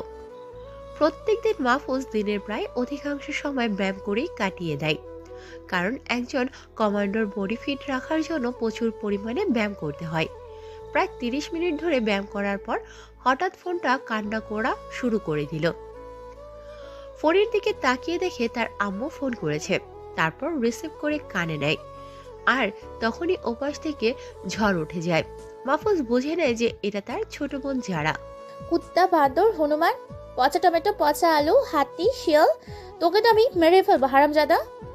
এই মেরেছে, পেতনিটা তো দেখি সেইভাবে ক্ষেপে আছে। সাবধানে কথা বলতে হবে, না হলে কপালে আজ কি যে আছে। কি রে, কি হয়েছে, এত চিল্লাস কেন? ওই হারামি, তুই জীবনেও ভালো হবি না না? প্রত্যেক সময় কোনো না কোনো কাজে বাড়ি থেকে কোথাও চলে যাস, আর ফিরে আসার নামগন্ধ নাই। আমার বাসায় সারাদিন একা একা ভালো লাগে না। এই পেতনি, এত রাগিস কেন? তুই তো জানিসই যে আমার কাজ হলো দেশ রক্ষা করা। যখন তখন বেরিয়ে পড়তে হয়, আর কয়েকদিনের মধ্যেই বাড়িতে ফিরে যাব। একটু একা থাকে কয়দিন। তুই একবার বাড়িতে ফিরে আয়, বাবার সাথে কথা বলে তোর বিয়ে ঠিক করতেছি। তারপর বিয়ে করে যেখানে খুশি সেখানে চলে যাবি, আমার কোনো সমস্যা থাকবে না। আচ্ছা, একটা জিনিস বুঝলাম না, বিয়ে করব আমি, কিন্তু এতে তোর লাভটা কোথায় হবে? আর বিয়ের পর যেখানে খুশি সেখানে যাব মানে? তাহলে তো তুই আবার বাড়িতে একা একা পেতনিদের মতো কান্না করবি। সেটা মোটেও না হাঁটারাম। তুই বিয়ে করার পর আমি একটা মিষ্টি ভাবি পাবো, আমার তখন গল্প করার মানুষ হয়ে যাবে, তখন আর তোকে লাগবে না। তোর যেখানে ইচ্ছে সেখানে চলে যাবে। করে ফাজিল, তাহলে তোর আসল মতো এইটা? আমার ঘরে বিয়ে নামক একটা বোঝা চাপিয়ে দিয়ে তুই মজা করবি? তোর মতলব তাহলে এইটা ছিল? দাঁড়া, শুধু একবার বাসায় আসতে দে, তোর বিয়ের ব্যবস্থা আগে করতেছি। আচ্ছা, এসব বাদ, কেমন আছিস তাই বল। ভাইয়া, তোকে ছাড়া আমি খুব একা ফিল করি। বাসায় আম্মু আমাকে সময় দেয়, কিন্তু সব সময় তো সংসারের কাজেই ব্যস্ত থাকে। আমার আব্বু তো সারাদিন অফিসে থাকে। আমি বাসার ভেতরে খুব বোরিং ফিল করি। তুই থাকলে কত মজা করি দুজন মিলে, কিন্তু এমন একটা কাজ করিস যেখানে আমাদেরকে সময় দিতে পারিস না। ভাইয়া, তোকে আমি খুব মিস করতেছি, খুব তাড়াতাড়ি চলে আয়। এই যারা, এত মন খারাপ করিস না, আমি খুব তাড়াতাড়ি বাসায় চলে আসব। আচ্ছা, বাবা মা সবাই ভালো আছে তো? হ্যাঁ, সবাই ভালো আছে। আচ্ছা, এখন রাখি, আবার পরে কথা হবে, আমার অনেক কাজ করতে হবে। তারপর ফোনটা কেটে দিয়ে আবার ব্যায়াম করা শুরু করে দিলাম। ব্যায়াম করা শেষ করে নিজের রুমে গিয়ে ফ্রেশ হয়ে নেই। তারপর রুমে আসে, দরজা কেউ নক করে। আমি গিয়ে দরজাটা খুলে দেই। দেখি পাশের বাসায় আন্টি আসছে, তার আমার জন্য কিছু খাবার নেই। এই আন্টি আমাকে বাসাটা পায়ে দিতে সাহায্য করেছিল। এই যে মাহফুজ বাবা, দেখো তোমার জন্য রাতের খাবার নিয়ে চলে আসলাম। আমি জানি তুমি এখনো কিছুই রান্না করো নাই, তাই খাবারগুলি নিয়ে চলে আসলাম। আরে আন্টি, এসবের আবার কি দরকার ছিল? আমি তো রান্না করতাম। মাহফুজ বাবা, তোমাকে তো আগেই বলেছি আমার কোনো ছেলে নাই, তুমি আমার ছেলের মতো, তাই মা হিসেবে তোমাকে আমি খাবারগুলো দিলাম। তুমি না খেলে কিন্তু আমি মনে খুব কষ্ট পাবো। আন্টির এরকম কথার পর আর না করতে পারলাম না, তাই খাবারগুলো নিয়ে খেয়ে নিলাম। তারপর বিছানা ঠিক করে ঘুমের রাজ্যে চলে গেলাম। পরের দিন সকালবেলা ফোনের আওয়াজে ঘুমটা ভেঙে গেল। যখন ঘুম চোখে ফোনটা রিসিভ করলাম, হ্যালো, কে বলছেন? এই, তুমি এখনো ঘুমিয়ে রয়েছো? জানো তুমি যে কখন সকাল হয়ে গেছে, আর একটু পরে কলেজ শুরু হয়ে যাবে, তুমি এখানে ঘুমিয়েই আছো? কণ্ঠটা চিনে গেলাম। তানহা ফোন করেছে। ওহ সরি, তুমি কলেজে রওনা দাও, আমি আসি। কণ্ঠটা চিনে গেলাম। তানহা ফোন করেছে। ওহ সরি, তুমি কলেজে রওনা দাও, আমি আসি। তানহা এখন আমার খুব কেয়ার করে, কখন কি করি, শরীর কেমন আছে, খাওয়া দাওয়া করছি কিনা, আরও অনেক কিছুর খবর রাখে।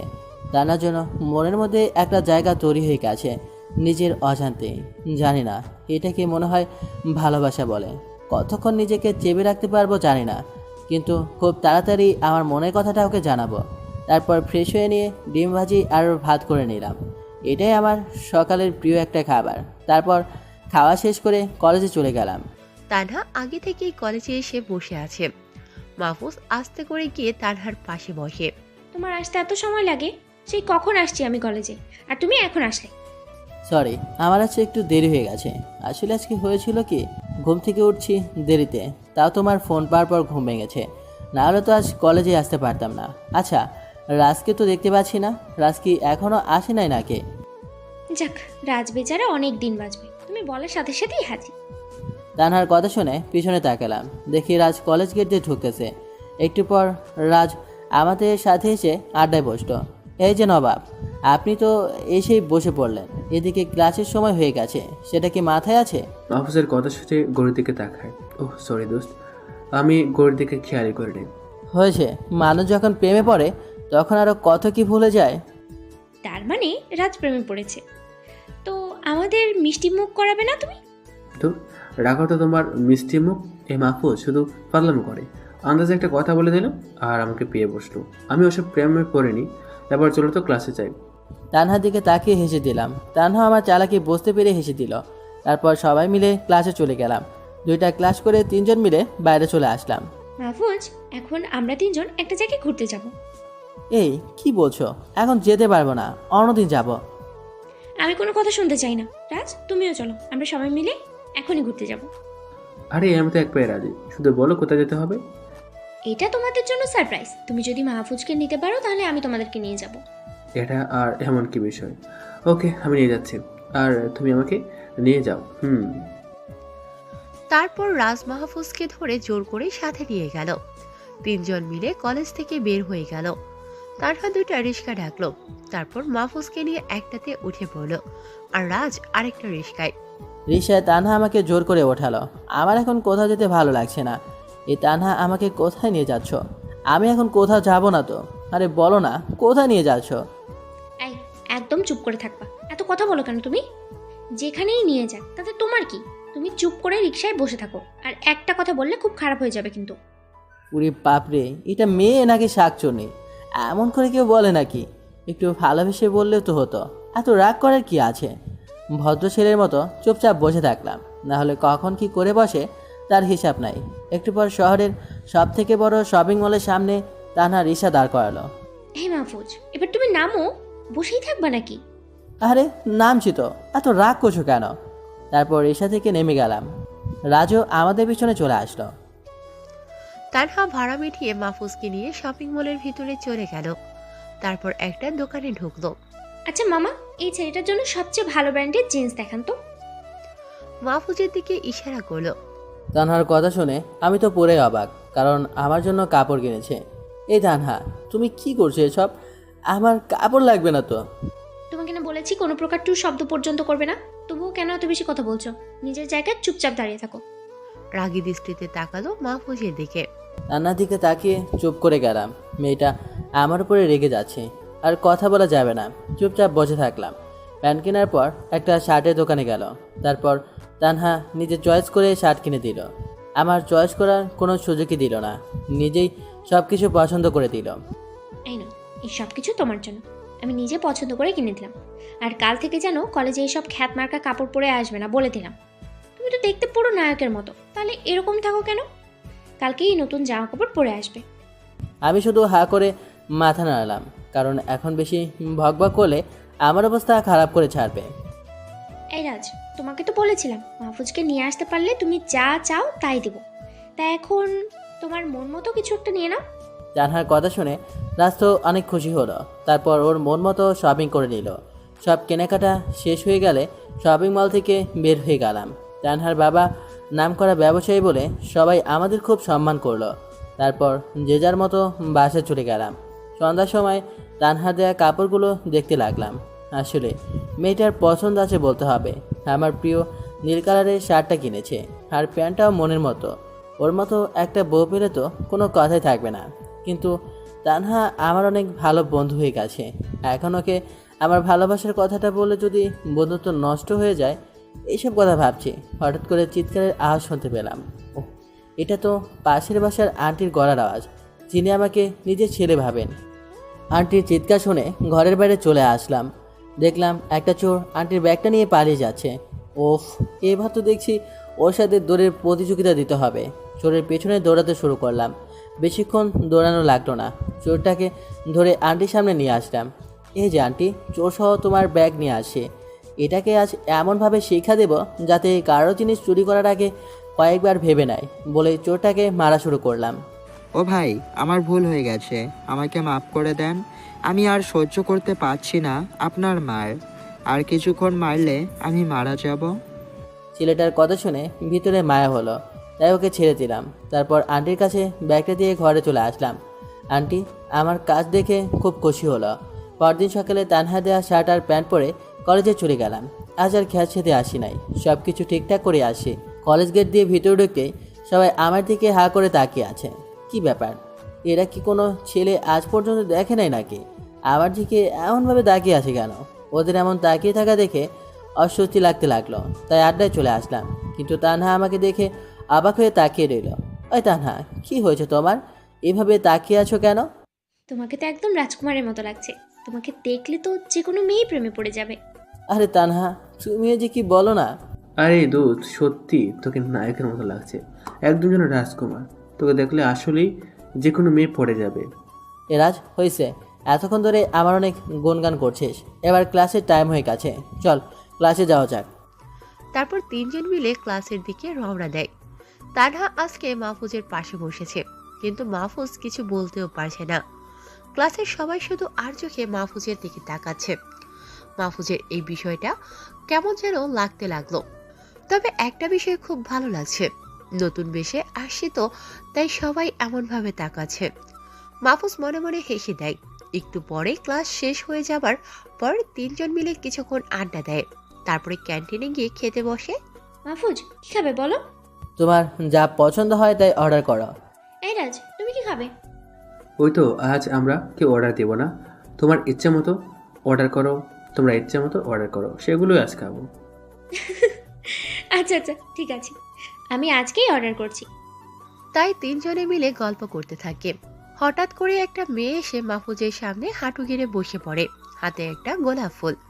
মাহফুজ, আমি তোমাকে অনেক ভালোবাসি, কিন্তু তোমাকে কখনো বলার মতো সাহস পাই নাই।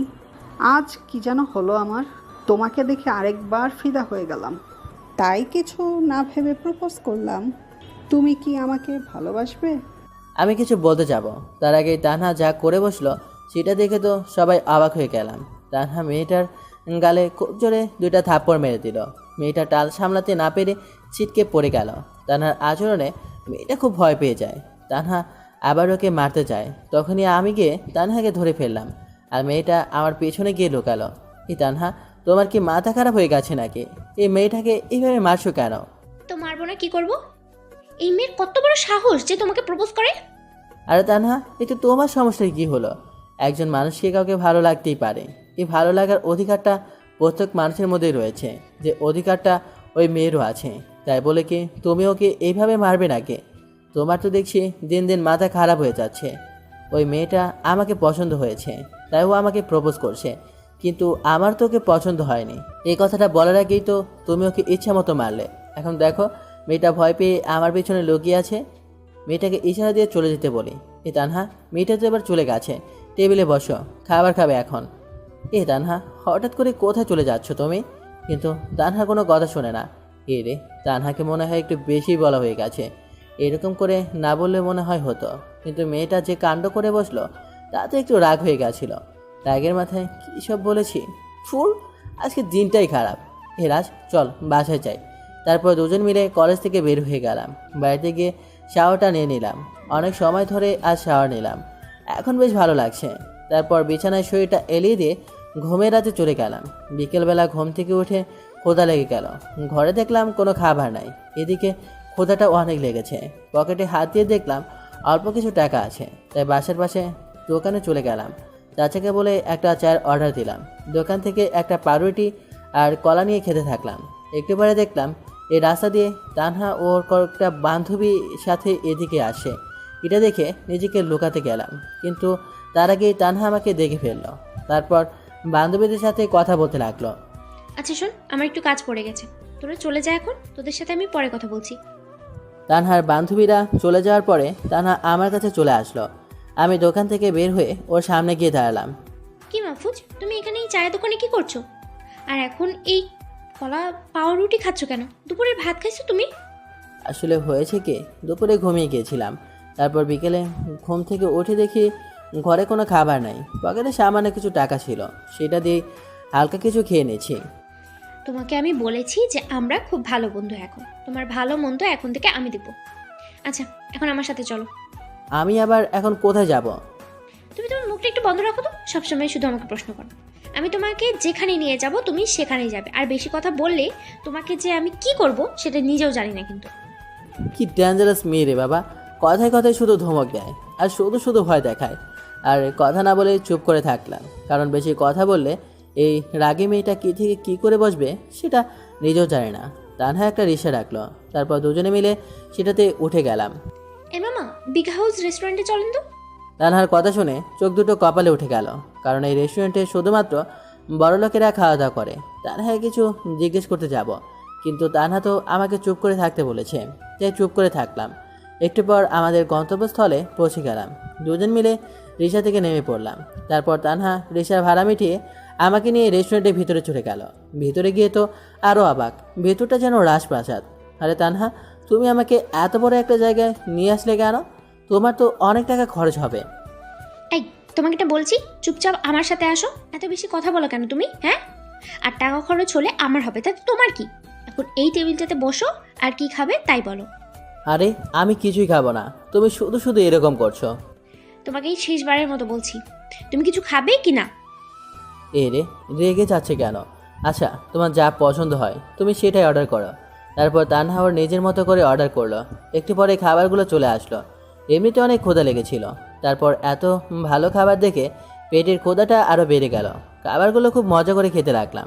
হঠাৎ করে তানহার দিকে চোখ পড়লো, আমার দিকে একদৃষ্টিতে তাকিয়ে আছে। এই তানহা, তোমার আবার কি হলো? এভাবে আমার দিকে তাকিয়ে আছো কেন? আরে না, কিছু না, এমনিতেই তাকিয়েছিলাম। আচ্ছা, তুমি আগে খাওয়া শেষ করো, তারপর আমার সাথে কথা বলো। সব খাবার শেষ করে ফেললাম। তানহা রেস্টুরেন্টের বিল মিটিয়ে দিল, তারপর আমাকে নিয়ে বের হয়ে হাঁটতে লাগলো। কিন্তু অবাক হলাম যে এটা তো আমাদের বাড়ি ফেরার রাস্তা নয়, তাহলে কোথায় নিয়ে যাচ্ছে? এই তানহা, এটা তো আমাদের বাড়ি ফেরার রাস্তা নয়, তাহলে আমাকে কোথায় নিয়ে যাচ্ছ? হ্যাঁ, ঠিকই বলেছো, এটা আমাদের বাড়িতে ফেরার রাস্তা নয়। এই রাস্তাটা একটা পার্কে চলে গেছে, আর ওখানে একটা লেক আছে। চকবেলা থেকে খুশির সময়গুলো ওইখানেই কাটিয়েছি, তাই আজকেই তোমাকে সেখানেই নিয়ে যাচ্ছি। তানহার কথা শুনে আর না করতে পারলাম না, ওর সাথে রাস্তা দিয়ে হাঁটতে থাকলাম। একটু পর দুজন মিলে পার্কে পৌঁছে গেলাম। পরিবেশটা দেখে আমার মনটা খুশিতে ভরে গেল, কারণ এটা খুব সুন্দর একটা জায়গা, আর লেকটার জন্য আরও সুন্দর দেখা যাচ্ছে। তানহা আমাকে নিয়ে একটা বেঞ্চে বসলো আর গল্প করতে থাকলো। আমরা অনেক ক্লোজ হয়ে বসে গল্প করতে থাকলাম। তানহাকে দেখতে খুব সুন্দর লাগছে, ওকে দেখে ক্রাশ খেয়ে গেলাম। এখনই সঠিক সময় তানহাকে প্রপোজ করার, কিন্তু ফুল তো নাই। পকেটে হাত দিয়ে দেখি একটা কলম আছে। কলমটা বের করে তানহার সামনে হাঁটু গেড়ে বসে পড়লাম। তানহা, আমি তোমাকে খুব ভালোবাসি। আগে তোমার আচরণের কারণে তোমাকে ঘৃণা করতাম, কিন্তু এখন তোমাকে ছাড়া যেন জীবনটার আর চলছেই না। সব সময় তোমার কথা মনে পড়ে। তোমার ছোট ছোট শাসন আমার কাছে খুব ভালো লাগে। প্লিজ আমাকে ফিরিয়ে দিও না। আরে, তুমি কি করছো মাহফুজ? আমিও যে তোমাকে অনেক ভালোবাসি, আর এই দিনটার জন্যই তো অপেক্ষা করছিলাম। আসল কথা বলতে কি জানো, মেয়েরা তাদের মনের কথা বলতে পারে না, তাই তো ছেলেদেরকে প্রপোজ করতে হয়। আর আমিও এই দিনটার জন্যই অপেক্ষা করছিলাম যে কবে তুমি আমাকে প্রপোজ করবে। আর গাধা, এইভাবে কলম দিয়ে কেউ কাউকে প্রপোজ করে নাকি? এটা তো জীবনে প্রথম দেখলাম। এতে আমি কি করতে পারি? আশেপাশে তাকে কোনো ফুল দেখতে পেলাম না, তাই তো উপায় না পেয়ে এই কলম দিয়ে প্রপোজ করলাম। হ্যাঁ, তোমার এরকম বোকামি আর মিষ্টি কথাগুলো আমার খুব ভালো লাগে, কিন্তু এখানে ভেবে প্রপোজ করলে তো হবে না। হে বাবা, তাহলে কিভাবে প্রপোজ করব? এখন উঠে দাঁড়াতো, কালকে কলেজে গিয়ে গোলাপ ফুল দিয়ে সবার সামনে আমাকে প্রপোজ করবে। আমি চাই না যে আমাদের ভালোবাসা শুধু আমরাই জানবো, পুরো কলেজ ক্যাম্পাস কালকে দেখবে যে আমরা দুজন দুজনকে ভালোবাসি। এটা আমি লুকিয়ে রাখতে চাই না। তুমি কালকে আমাদের ভালোবাসার কথা সবার সামনে বলবে। আরে তানহা, এটা আবার কোনো বিষয় হলো নাকি? আমি তোমার জন্য সব কিছু করতে রাজি আছি। হ্যাঁ, কালকে পুরো কলেজের সামনেই তোমাকে প্রপোজ করব। তুমি সঠিক সময়ে কলেজে চলে এসো, দুজনেই আমরা খুব খুশি। তারপরে আরও কিছু সময় পার্কে কাটিয়ে বাসায় চলে আসলাম। মনের ভিতর আলাদা একটা অনুভূতি হচ্ছে। যাক, শেষ পর্যন্ত প্রিয় মানুষটিকে তো আপন করতে পারলাম। আমার আর কিছুই চাই না। কোনো মতে রাতটা পার করে দিয়ে সকালবেলায় কলেজে চলে গেলাম। একটা দোকান থেকে একটা গোলাপ ফুলের তোরা নিয়ে নিলাম। তারপর কলেজে প্রবেশ করলাম, তখনই আমার সামনে তানহা চলে আসলো। আজকে তানহাকে দেখতে অনেক খুশি ও সুন্দর লাগছে। তারপর কলেজে সবাইকে উদ্দেশ্য করে বললাম, আপনারা কিছুক্ষণ দাঁড়িয়ে যান, সবাই নিজের জায়গায় দাঁড়িয়ে থাকুন, এখন একটা গুরুত্বপূর্ণ কথা বলতে যাচ্ছি আমি। তারপর তানহার সামনে হাঁটু গেড়ে বসে পড়ে, তানহা, আমি তোমাকে খুব ভালোবাসি। তোমার মনের কালে দিয়ে আমার মধ্যে ভালোবাসা শব্দটি লিখেছি। তোমার সমস্ত ইচ্ছা এখন আমাকে ঘিরে রয়েছে। তুমি এখন আমার স্বপ্নের রানী। তোমাকে ছাড়া আমি একটুও বাঁচতে পারবো না। Tanha, I love you. আমি তোমাকে খুব ভালোবাসি আর তোমার সাথে সারা জীবন কাটাতে চাই। কি কি বললি তুই, ছোট লোকের বাচ্চা? তুই আমাকে ভালোবাসিস? কিন্তু আমি তো তোকে ভালোবাসি না, আর কখনো ভালোবাসবো না। নিজের চেহারা কখনো নিজে আয়নাতে দেখেছিস যে তোকে কেমন লাগে? তোর মতো একটা খ্যাতকে আমি ভালোবাসবো, তুই সেটা ভাবলি কি করে? তানহার কথাগুলো শুনে মাটিতে বসে পড়ি। তানহার কথা শুনে মাথা কাজ করা বন্ধ করে দিয়েছে।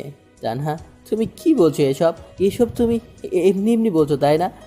এইসব তো তোমার মনের কথা নয়।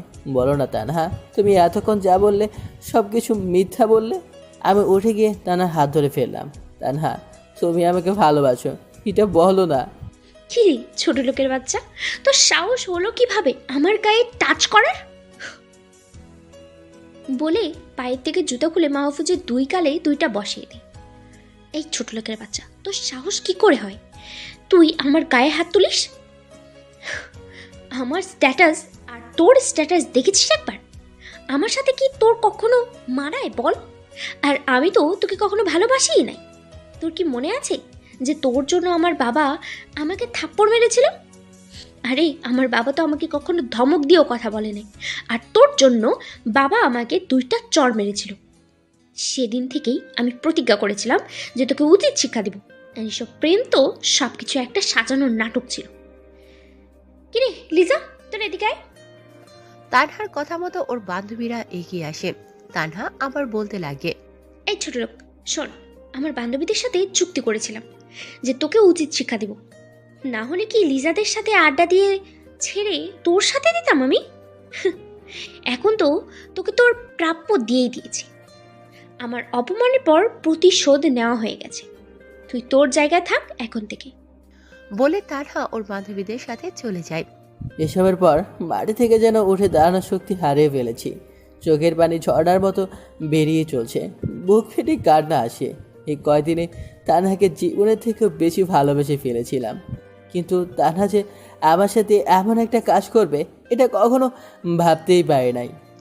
চোখের পানিতে সামনের মাটি ভিজে গেছে। কলেজের সবাই মাহফুজের দিকে তাকিয়ে হাসে।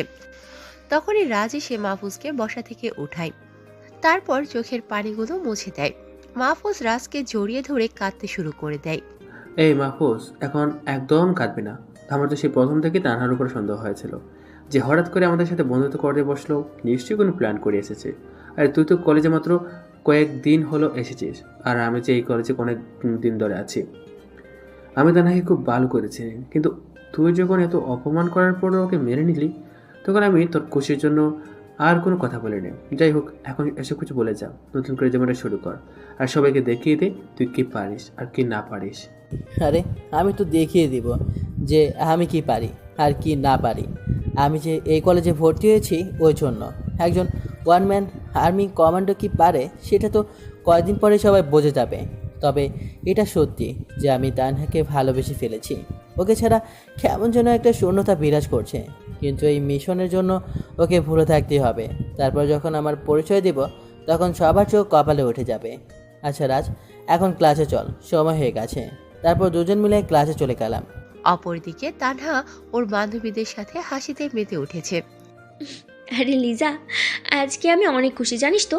এই খ্যাটটাকে শিক্ষা দিতে পারে আমার যে কি ভালো লাগছে সেটা তোকে বলে বোঝাতে পারবো না। ওর জন্য বাবা আমাকে থাপ্পড় মেরেছে, আর সেটার প্রতিশোধ খুব ভালো করে নিলাম। আচ্ছা চল, তোর ক্লাসে সময় হয়ে গেছে। তারপর সবাই মিলে ক্লাসে চলে যায়। ক্লাস শেষ হয়ে গেলে মাহফুজ আর রাজ বের হয়ে ওদের আড্ডায় বসে, তারপর গল্প করতে থাকে। দেখ মাহফুজ, আজ যা কিছু হলো সব ভুলে যা। আর হ্যাঁ, বাসায় গিয়ে কিন্তু কোনো উল্টাপাল্টা কিছু করবি না।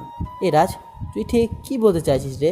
দেখ মাহফুজ, এর আগেও অনেক দেখেছি যে প্রেমে ব্যর্থ হলে সুসাইড করে, তাই তোকে নিয়ে আমার ভয় হচ্ছে। তুই আবার এমন কিছু করে বসিবি না। আচ্ছা রাজ, তুই কি পাগল হয়ে গেছিস নাকি? ওসব উল্টাপাল্টা কাজ যারা করে তারা একদম পাগল। নিজের জীবনকে নিজে শেষ করে দেওয়া কি এত সহজ নাকি?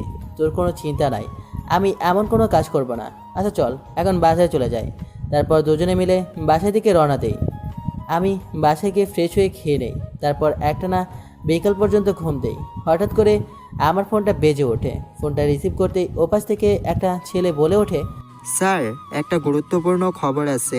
আপনার ফ্রেন্ড সিআইডি অফিসার রিশা, যারা ভুল করে তুলে নিয়ে গিয়েছিল, তারা এখনও ম্যাডামকে ছেড়ে দেয় নাই। এদিকে সিআইডি টিম তো পুরোপুরিভাবে খোঁজ করা শুরু করে দিয়েছে। আমাদের কমান্ডো টিমের হেড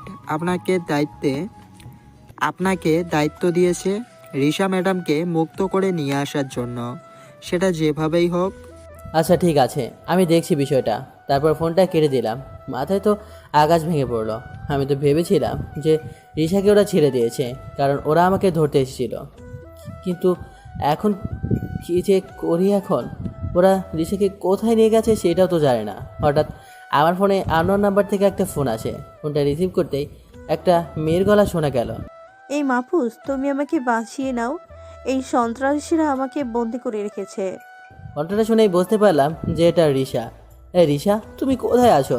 জানো তোমার জন্য কত চিন্তা হচ্ছিল আমার। মাহফুজ, আমি বুঝতে পারছি না যে এই জায়গাটা কোথায়, আর এখানে অনেকগুলো লোক ড্রাগ স্মাগলিংয়ের কথা বলছে। নিশ্চয়ই বড় কোনো অপরাধের সাথে যুক্ত আছে এরা, আর আমার মনে হয় এরাই সেই ড্রাগনের লোক যাদের সম্পর্কে তোমাকে একটা সিডি দিয়েছিলাম। প্লিজ তুমি কিছু করো। এই রিশা, তুমি কোনো চিন্তা করো না, আমি এখনই এই সিমকে ট্রেস করছি। তারপর ফোনটা কেটে দিয়ে সিম অফিসে ফোন করলাম। ফোন করতেই ধরে নিল। এই শোনো, এক্ষুনি এই নাম্বার থেকে যে সিমে কথা হয়েছে সেটার লোকেশন আমার এক্ষুনি চাই। তখনই সিমের লোকেশনটা দিয়ে দিল। তারপর আবার কমান্ডোর হেডকে ফোন করলাম। হ্যালো স্যার, আমার একটা বিশেষ টিম দরকার। সময় হয়ে গেছে এই ড্রাগ স্মাগলিংদের ধরার।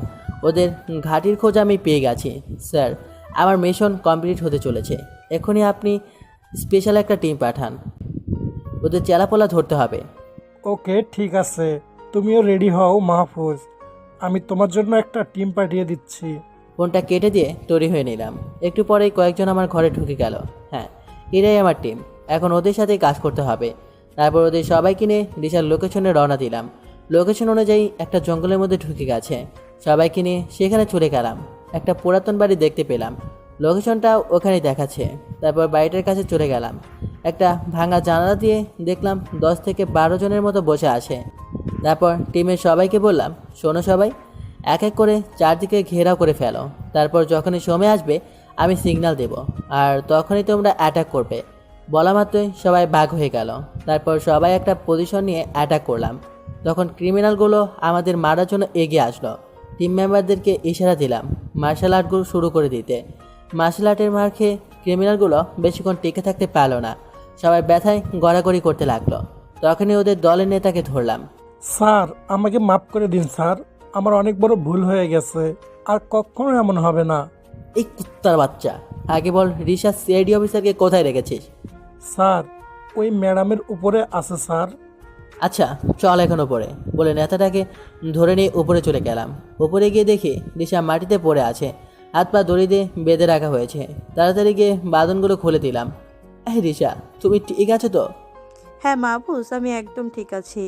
আর এই লোকগুলো ড্রাগ স্মাগলিংয়ের চেষ্টা করে যাচ্ছে, এদেরকে তুমি ছাড়বে না। নেতাটাকে কলা ধরে উঁচু করে ফেললাম। এই ড্রাগনের চামচা, ড্রাগন কোথায়? স্যার, আমি জানি না যে ড্রাগন কোথায়, ওকে আমরা কখনো দেখি নাই স্যার।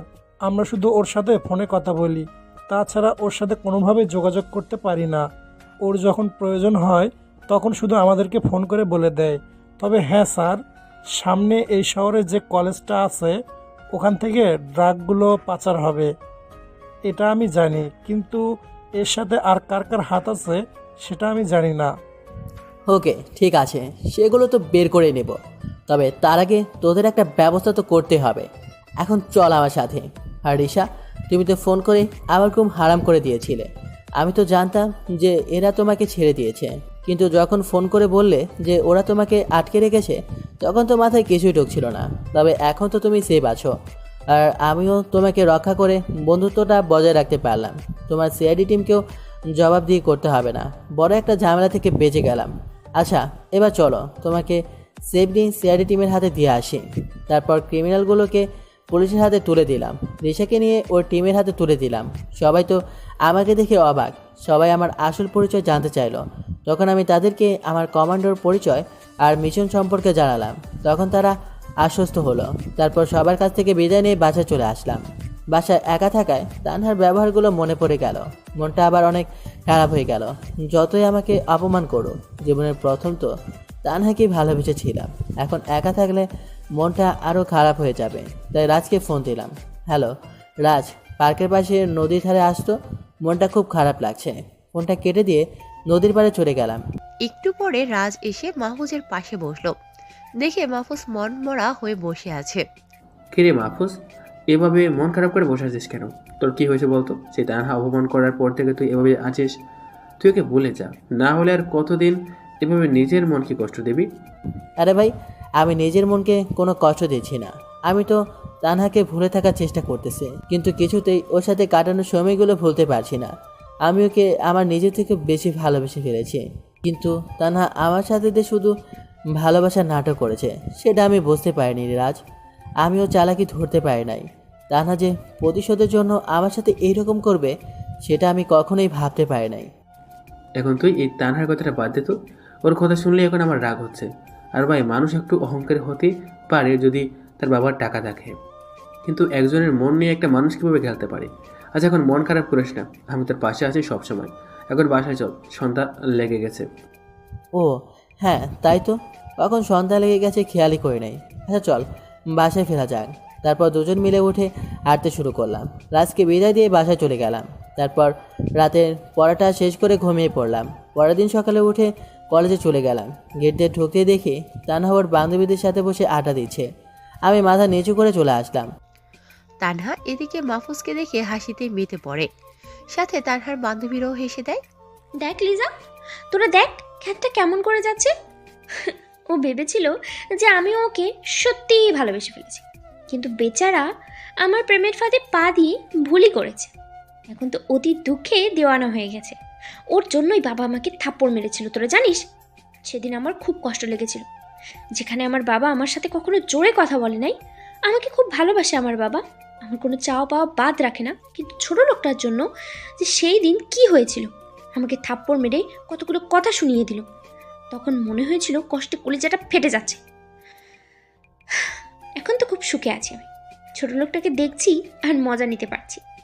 তানহা, আমার মনে হয় তুই অনেক বড় ভুল করেছিস।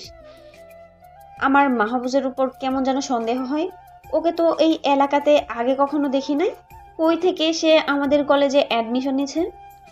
আর সবচেয়ে বড় কথা হলো মাহফুজ আর রাজ খুব ভালো বন্ধু হয়ে গেছে।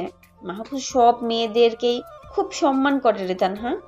ওর মতো ভালো ছেলে আর আমি দেখি নাই। তুই ওকে এইভাবে ঠকিয়ে ভালো কাজ করিস নাই, পরে পস্তাতে হবে তোর। এখন তো মাহফুজ খুব কষ্ট পাচ্ছে, কিন্তু পরে তুই ওর প্রেমে পড়ে আবার কষ্ট পাস না, কারণ মাহফুজ তোকে আর তখন গ্রহণ করবে না। লিজা, তুই আমাকে হাসালি। এখন তো দেখি তুই ওর গুণগান শুরু করে দিয়েছিস। তবে এটা ঠিক যে রাজের সাথে ভালো বন্ধুত্ব হয়ে গেছে, আর রাজের স্ট্যাটাসের সাথে একমাত্র এই ছোট লোকটারই মিলে যায়। ওটা নিয়ে আমি কোনো চিন্তা করি না। আর তুই ওই যে বললি না যে খ্যাতটা খুব কষ্ট পাচ্ছে, আরে ওকে কষ্ট দেওয়ার জন্যই তো এতদিনের নাটকটা আমাকে চালিয়ে যেতে হয়েছে। আর আমি বাবার থেকে যে কষ্ট পেয়েছি সেটা ওই খ্যাতটার কষ্টের তুলনায় কিছুই না। ওকে যে এত ভালো বলেছিস তুই, তুই কি জানিস যে সব ছেলেরা মেয়েদেরকে দেখিয়ে দেখিয়ে সম্মান দেয় যাতে মেয়েরা তাদের প্রেমে পড়ে যায়। আর আমি কখনোই আফসোস করব না এই ভেবে যে আমি ওকে ঠকিয়েছি। আরে ওর মতো ছেলেরা আমার চারপাশে সবসময় ঘুরে বেড়ায়, আর ওর মতো ছোট লোকের প্রেমে পড়বো আমি? নিজা, তুই তুই বলতেও পারিস এক এক সময় এক এক কথা। ওর প্রেমে তো পড়া দূরে থাক, ওকে তো আমার মনেই থাকবে না। কত ছেলেকে এভাবে শায়েস্তা করলাম শুধু ওকে একটু বেশি করে ফেলেছি। তবে আমার কোনো সমস্যা হচ্ছে না বা খারাপও লাগছে না যে ওকে আমি কষ্ট দিয়েছি। আচ্ছা যাই হোক, এখন ক্লাসের সময় হয়ে গেছে, চল ক্লাসে চলেছি। তারপর তানহা ওর বান্ধবীরা মিলে ক্লাসে চলে যায়, কিন্তু গিয়ে দেখে ক্লাসে এখনো স্যার আসে না। রাজ আর মাহফুজ একা বসে আছে। আরে তানহা দেখ, মাহফুজ আর রাজ ক্লাসে একা বসে আছে। ক্লাসে তো কাউকে দেখছে না।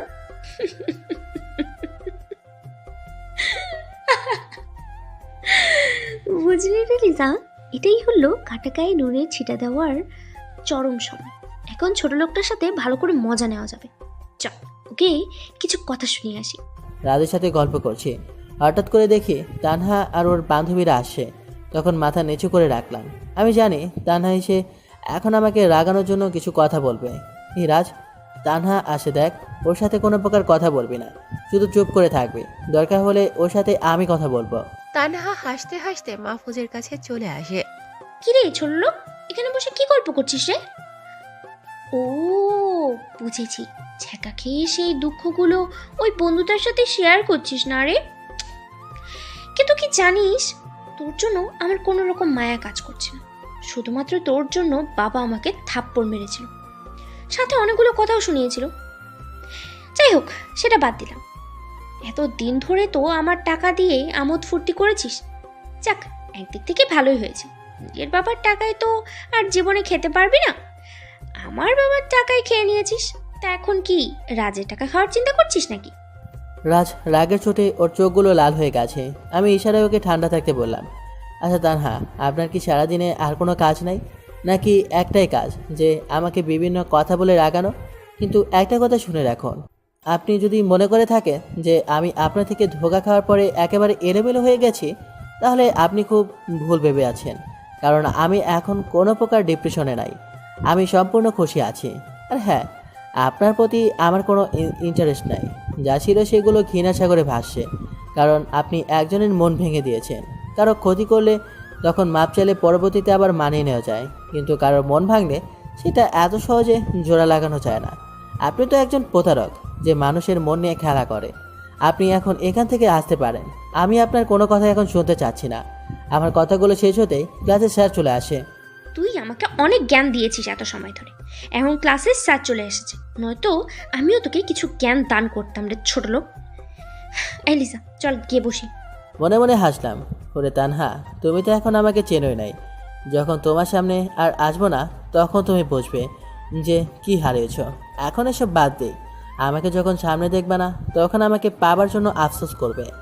ভালোবাসা নাটক করলেও তো আমার সাথে একান্ত সময় কাটিয়েছ, সেই কথাগুলো মনে পড়বে তোমার। তারপর ক্লাসে থেকে মনোযোগ দিলাম। স্যার ক্লাসে এসে পরীক্ষার তারিখটা বলে দিলেন। তোমরা সবাই শোনো, আগামী 2 সপ্তাহ পরে তোমাদের পরীক্ষা। সবাই ভালো করে প্রস্তুতি নেবে, কারণ এই পরীক্ষা তোমাদের ফাইনাল পরীক্ষা। পরীক্ষাতেই তোমাদের মধ্যে থেকে সেরা স্টুডেন্টদেরকে বাছাই করা হবে। আর সামনের সপ্তাহে কলেজে অনেক বড় একটা অনুষ্ঠানের আয়োজন করা হয়েছে, আর এতে আমাদের তানহার বাবাকে প্রধান অতিথি হিসেবে নিয়ে আসছে। তোমরা সবাই প্রস্তুতি নিয়ে নাও। অনুষ্ঠানটা সকাল 10টা থেকে শুরু হবে আর রাত 10টায় শেষ হবে। তারপর স্যার কিছু গুরুত্বপূর্ণ নোট দিয়ে চলে গেলেন। ক্লাস থেকে বের হয়ে রাজের সাথে আড্ডায় বসে আছি, তখনই তানহা আমাদের সামনে আসলো। কি রে রাজ, তোর না একটা ছোট বোন আছে? তুই এই খ্যাতটার সাথে কি বিয়ে দেওয়ার চিন্তা করছিস নাকি? বাহ, বলতে হবে, ভালো চয়েস আছে তোর।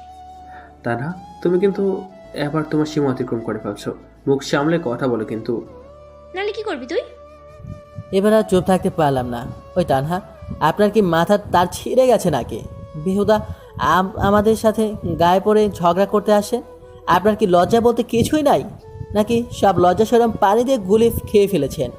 আপনি এখান থেকে যান তো। রাজ, তুই চলে আয় তো এখান থেকে, যত পাগলের আড্ডাখানা এখানে। তানহা তখনই একটা কথা বলবে, কিন্তু তানহাকে সুযোগ না দিয়ে রাজকে নিয়ে চলে আসলাম। কি? আমাকে ওই খ্যাতটা পাগল বললো? মাথা তার ছেড়ে বললো? ওরে, তোকে তো আবার উচিত শিক্ষা দেবো আমি। রাজকে বাসায় পাঠিয়ে দিয়ে নিজের বাসা চলে আসলাম। ফ্রেশ হয়ে খাবার খেয়ে নিলাম, তখনই ফোনটা বেজে উঠল। হ্যাঁ, কি খবর বলো? স্যার, আমাদের টিম সব কিছুর খোঁজ নিয়েছে। ড্রাগ স্মাগলার ড্রাগন ওই কলেজ থেকেই ড্রাগ পাচার করবে, আর সেটা করবে সামনের সপ্তাহে আপনি নিশ্চয় জানেন যে আগামী সপ্তাহে একটা অনুষ্ঠান আছে আপনার কলেজে। ওখান থেকেই একটা ট্রাকের সাথে ড্রাগগুলো নিয়ে যাওয়া হবে। আর ড্রাগন তো কলেজের প্রিন্সিপালের সাথে আগেই হাত করে রেখেছিল, তাই কলেজ থেকে ড্রাগন সমস্ত ড্রাগ নিয়ে বের হবে। আর ড্রাগন তার রূপটা পাল্টে নেবে যাতে ওকে কেউ চিনতে না পারে। ড্রাগনের ছবি আমরা পেয়ে গেছি, আপনাকে মেসেজ করে দিচ্ছি। আপনি ড্রাগনকে ধরতে পারবেন স্যার, এটা আমাদের বিশ্বাস। আর সাথে হাতে নাতে ওই কলেজের প্রিন্সিপালকেও ধরবেন। আমরা ঠিক সময় আমাদের টিম নিয়ে কলেজে পৌঁছে যাব। তারপর ফোনটা কেটে দিল। ছেলেটার সাথে কথা বলে তো মনটা খুশিতে নেচে উঠল। আরেকটা মিশনও আমার জয়ের কাছাকাছি। আমি হলাম ইউজিসি বা Bangladesh underground commander, head of the department. এই ড্রাগনকে অনেকদিন ধরেই পুলিশ ধরার চেষ্টা করছিল, কিন্তু সফল হয় নাই। তাই আমাকে দায়িত্বটা দেওয়া হয়। আগেই খবর ছিল যে এই কলেজে কিছু একটা করবে ড্রাগন, তাই তো এই কলেজে অ্যাডমিশন নিয়েছিলাম। আগামী সপ্তাহে পুরো কলেজ আমার আসল পরিচয় জানবে। আর তানহা আমার আসল পরিচয় জেনে নিশ্চয়ই আবার আমার কাছে আসতে চাইবে, কিন্তু সেটা তো আমি হতে দিব না। কারণ তানহা ভালোবাসার মর্ম বোঝে না। তানহা শুধু বোঝে কার কত টাকা। এখন শুধু অপেক্ষা আগামী সপ্তাহের কলেজের অনুষ্ঠানটার। তারপর রাতে খেয়ে দিয়ে ঘুমিয়ে পড়লাম। পরের দিন সকালে উঠে কলেজে চলে গেলাম। বেশ ভালোই লাগছে, কারণ একজন কমান্ডোর জীবনে একটা মিশনের সফলতা অনেক বড় উপহার বয়ে আনে, যা আমার জীবনে প্রায় প্রত্যেকবার এসেছে। কিন্তু বিশেষ করে এই মিশনের সফলতা, এসব চিন্তা করতে করতে কলেজে প্রবেশ করলাম। আর তখনই তানহা সামনে চলে আসলো। কি রে খ্যাত, তোর তো দেখছি লজ্জা বলতে কিছুই নেই। তোকে এত অপমান করি, তারপরেও তুই বিহায়ার মতো কলেজে আসিস। নির্লজ্জ না হলে কি কেউ এমন করে নাকি? আচ্ছা তানহা, আপনি কি চান বলুন তো? আপনিও তো আরেকটা বেহা। দেখছেন যে আমি আপনার সাথে কথা বলতে চাই না, তারপরে সেই নির্লজ্জের মতোই বারবার গায়ে পড়ে কথা বলতে আসেন। আর হ্যাঁ, আমার সাথে আপনি কথা বলেন কী জন্য? আপনার স্ট্যাটাস আর আমার স্ট্যাটাস তো এক না। আপনি কত বড় ঘরের সন্তান, আর আমি তো গাইয়া খ্যাত। অবশ্য খ্যাত আমাকে কেউ বলে না, আপনি আমাকে খ্যাত বললেন। আপনার রুচিবোধ আছে বলতে হবে। আর হ্যাঁ, একটা ভালো খবর আছে আপনার জন্য। আমি পরের সপ্তাহে এই কলেজ থেকে চলে যাচ্ছি। এই অনুষ্ঠানটার পরে আর আপনাকে এই খ্যাতের মুখ দেখতে হবে না। আরে, এটা তো আমার জন্য খুশির খবর, কারণ তোর মতো খ্যাত আমাদের কলেজের দরকার নেই। কেন যে তোকে এই কলেজে অ্যাডমিশন দিল সেটাই আমি বুঝলাম না। তুই তো আমাদের কলেজের মান সম্মান ডুবিয়েই ছাড়বি রে। দিন দিন তোর মতো খ্যাতগুলো এসে আমাদের কলেজটাকে ডুবিয়ে দিচ্ছে। তানহার কথা শুনে মুচকি হাসলাম। মেয়েটা আসলেই পাগল। মেয়েটা অনেক অহংকারী বটে, তবে মনটা অনেক ভালো। কাউকে একবার ভালোবেসে ফেললে সে মানুষটার জন্য সব কিছু করতে পারবে। তারপর কোনো কথা না বলে সেখান থেকে চলে আসলাম। তখন রাজ কলেজে আসলো। ওর সাথে বসে কিছুক্ষণ আড্ডা দিলাম। আচ্ছা রাজ, আমি একটা সিদ্ধান্ত নিয়েছি। তুই আবার হঠাৎ করে কি সিদ্ধান্ত নিলি ভাই? শোন রাজ, আমাকে তো তানহা দেখতে পারে না, আর সামনে আমার পরীক্ষা, তাই একটু প্রস্তুতি নিতে হবে। আর আমি কলেজে আসলে তানহা প্রতিদিন আমাকে অপমান করে, তাই আমি আগামী এক সপ্তাহ কলেজে আসবো না। একেবারে অনুষ্ঠানের দিন আসবো, তারপরও মাঝে মাঝে একদিন আসতে পারি। তুই যা ভালো মনে করিস মাহফুজ, তো সিদ্ধান্ত তোর। এটাতে আমার বলার কিছু নেই। আমি জানি তানহা তোকে অনেক অপমান করে, আমার সামনে তো তোকে অপমান করে। তখন তো মনে হয় তাপ্পর দিয়ে ওর দাঁত সব কটা ফেলে দেই। আর ভাই, টাকা আছে বলে কি এরকম গরম দেখাতে হবে নাকি? আরে বাদ দে তো ওই তানহার কথা। আমারও মাথা খারাপ ছিল, তানহার মায়া জালে ফেঁসে গিয়েছিলাম। আমি তো বুঝতেই পারি নাই যে তানহা আমার সাথে প্রতারণা করছে। যাই হোক, তাহলে আগামী সপ্তাহে দেখা হচ্ছে। আর এর মাঝে যদি কলেজে আসি তাহলে তোকে জানিয়ে দেবো। এখন চল, ক্যান্টিন থেকে কিছু খেয়ে বাসায় চলে যাই। তারপর দুজন মিলে ক্যান্টিন থেকে খেয়ে নেয়। মাহফুজ রাজকে বিদায় দিয়ে বাসায় চলে যায়। তারপর ফ্রেশ হয়ে ব্যায়াম করতে শুরু করে। একটানা বিকাল পর্যন্ত ব্যায়াম করে। ব্যায়াম করা শেষ হতেই মোবাইলটা বেজে ওঠে। মাহফুজ কল রিসিভ করে। হ্যাঁ আম্মু, কেমন আছো তোমরা? হ্যাঁ রে বাবা, আমরা সবাই অনেক ভালো আছি। তুই তো সারাদিন তো বিজি থাকিস, তাই ফোন দেই না। বেশ কয়েকদিন পর আজকে তোর কথা খুব মনে পড়ছিল, তাই ফোন দিলাম। আরে আম্মু, খুব ভালো করেছো ফোন দিয়ে, না হলে আমি তোমাকে ফোন করতাম। তুমি কোনো চিন্তা করো না, আমার কাজ প্রায় শেষ হয়ে গেছে। আমি আগামী সপ্তাহে আমি বাসায় চলে আসতে পারবো আমার এই মিশনটা শেষের দিকে। হ্যাঁ, সেটা আমরাও জানি, ওই জন্যই তো তোকে বিরক্ত করি না। তোর বোন তো মুখ ফুলিয়ে বসে থাকে, তুই আসলে বলে তোকে খুব মারবে, কারণ এতদিন তো ওকে ছাড়া কোথাও যাস নাই, তার রেগে বসে আছে। এ রে, পেটিটা সত্যি তাহলে রাগ করে আছে। আম্মু, আমি ওর সাথে কথা বলবো না। তুমি ওকে বলে দিও যে আমি আগামী সপ্তাহে বাসায় চলে যাব। এখন তাহলে রাখি, একেবারে বাসায় গিয়ে কথা বলবো। তারপর ফোনটা রেখে দিলাম। এভাবেই দিনটা ভালো মতো কেটে যায়। পরদিন সকালে কলেজে গিয়ে দেখি মাহফুজ আসেনি। রাজ শুধু একা বসে আছে। কিরে, মাহফুজ তো এত দেরি করে না কলেজে আসতে, তাহলে আজকে ওর হলোটা কি? কিরে রাজ, তোর ছোটবেলার বন্ধুটা আজকে আসেনি? তানহার কথা শুনে সামনের দিকে তাকায়। তানহাকে দেখে অস্বস্তি লাগে, কারণ তানহাকে রাজ দেখতে পারে না। আচ্ছা দানা, তোমার কি আর কোনো কাজ নেই বলো তো? এই শুধু মাহফুজের পেছনে পড়ে আছো কেন? আর তুমি তো ওকে ছোটো লোক বলো, তো আজকে আবার ওর খোঁজ করছে কেন? সূর্য আজকে আবার কোন দিকে উঠলো? না, সূর্য তো পূর্ব দিকে উঠেছে, তাহলে কেসটা কি? দেখ রাজ, আমি কিন্তু তোর ওইসব আদায়রা প্যাচাল শোনার জন্য আসি নাই। তোর কাছে শুধুমাত্র জানতে চেয়েছি যে মাহফুজ আসে নাই কেন। আরে মাহফুজ আসে নাই কেন সেটা বলতে তো তোমার কাছে আমি বাধ্য নই। যাও গিয়ে ওর কাছে শুনে আসো যে আজকে কেন কলেজে আসে নাই। তোমার উপর কিন্তু আমার সন্দেহ হচ্ছে। তুমি কি আবার মাহফুজকে সত্যি ভালোবাসে ফেলে নাকি? কিন্তু সেটাতে আর লাভ নেই, কারণ মাহফুজ তোমাকে আর গ্রহণ করবে না। এই ছোট লোক, রাখ তোর মাহফুজ। দুই ছোট লোক এক হয়ে আবার ফালতু কথা বলছে। আর ওই খ্যাতটাকে আমি কেন? কোনো মেয়েই ভালোবাসবে না। আসছে আবার ভালোবাসার কাহিনী শোনাতে। আরে ওকে তো প্রত্যেক দিন ধোলাই করি, তো আজকে দেখি নাই তাই জিজ্ঞেস করতে আসলাম। তুই থাক এখানে, ছোট লোক কথা। বলেই তানহা সেখান থেকে চলে গেল। রাজ তানহার কাহিনী দেখে হেসে দিল। আসলে মাথায় তার সব কাটা ছেঁড়া আছে। হ্যাঁ, তুমি মনটা অনেক ভালো, বিপরীত দেমাগটা একটু বেছে। রাজের সাথে কথা বলে মুডটাই খারাপ হয়ে গেল। বলে কিনা আমি ছোট লোকটাকে ভালোবেসে ফেলেছি। আরে ওটাকে কোনো মেয়ে পাত্তাই দিবে না। তারপর ওর বান্ধবীদের সাথে বসে আড্ডা দিতে থাকে। এভাবে দিনটা কেটে যায়। পরদিন তানহা কলেজে আসে, বাট আজকেও মাহফুজকে দেখতে পায় না। তানহার মনে তো একটু খারাপ লাগা কাজ করছে। কিরে, খ্যাতটা কোথায় উদ্ধার হয়ে গেল? কোনো সমস্যা হয়নি তো আবার? তোর আমি আবার ওকে নিয়ে ভাবছি কেন? আমার মাথাটা মনে হয় খারাপ হয়ে গেছে। ওই ছোট লোকটাকে নিয়ে এত ভাবতেছি কেন আমি? ওকে তো আমি ভালোবাসি না, তবুও কেন বারবার ওর কথা মনে পড়ে যাচ্ছে। আবার কলেজের চারপাশ একবার চোখ ঘুরিয়ে দেখে নিই। না, কোথাও তো মাহফুজ নাই। তানহা এমনভাবে চারদিকে তাকাচ্ছে, তখনই লিজা এসে হাজির হয়। কিরে তানহা, কাকে এত খুঁজছিস আর এত কি ভাবছিস? কখনো তো তোকে এমন করতে দেখি নাই। কই না তো, আমি কাউকে খুঁজতেছি না। আজ এত কি নিয়ে ভাববো আমি? আমার কি কিছু চিন্তা আছে নাকি যে সেটা নিয়ে ভাববো আমি?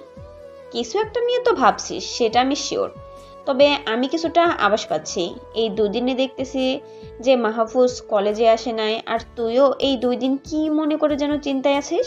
শোন তানহা, তুই যতই মাহফুজকে অপমান করিস না কেন, যতই ভালোবাসার নাটক করিস না কেন, বাট ওর সাথে কাটানো একান্ত সময়গুলো তোর এখন মনে পড়ছে। মাহফুজকে এখন তুই অনেক মিস করছিস, সেটা আমি খুব ভালো করেই বুঝতে পারছি।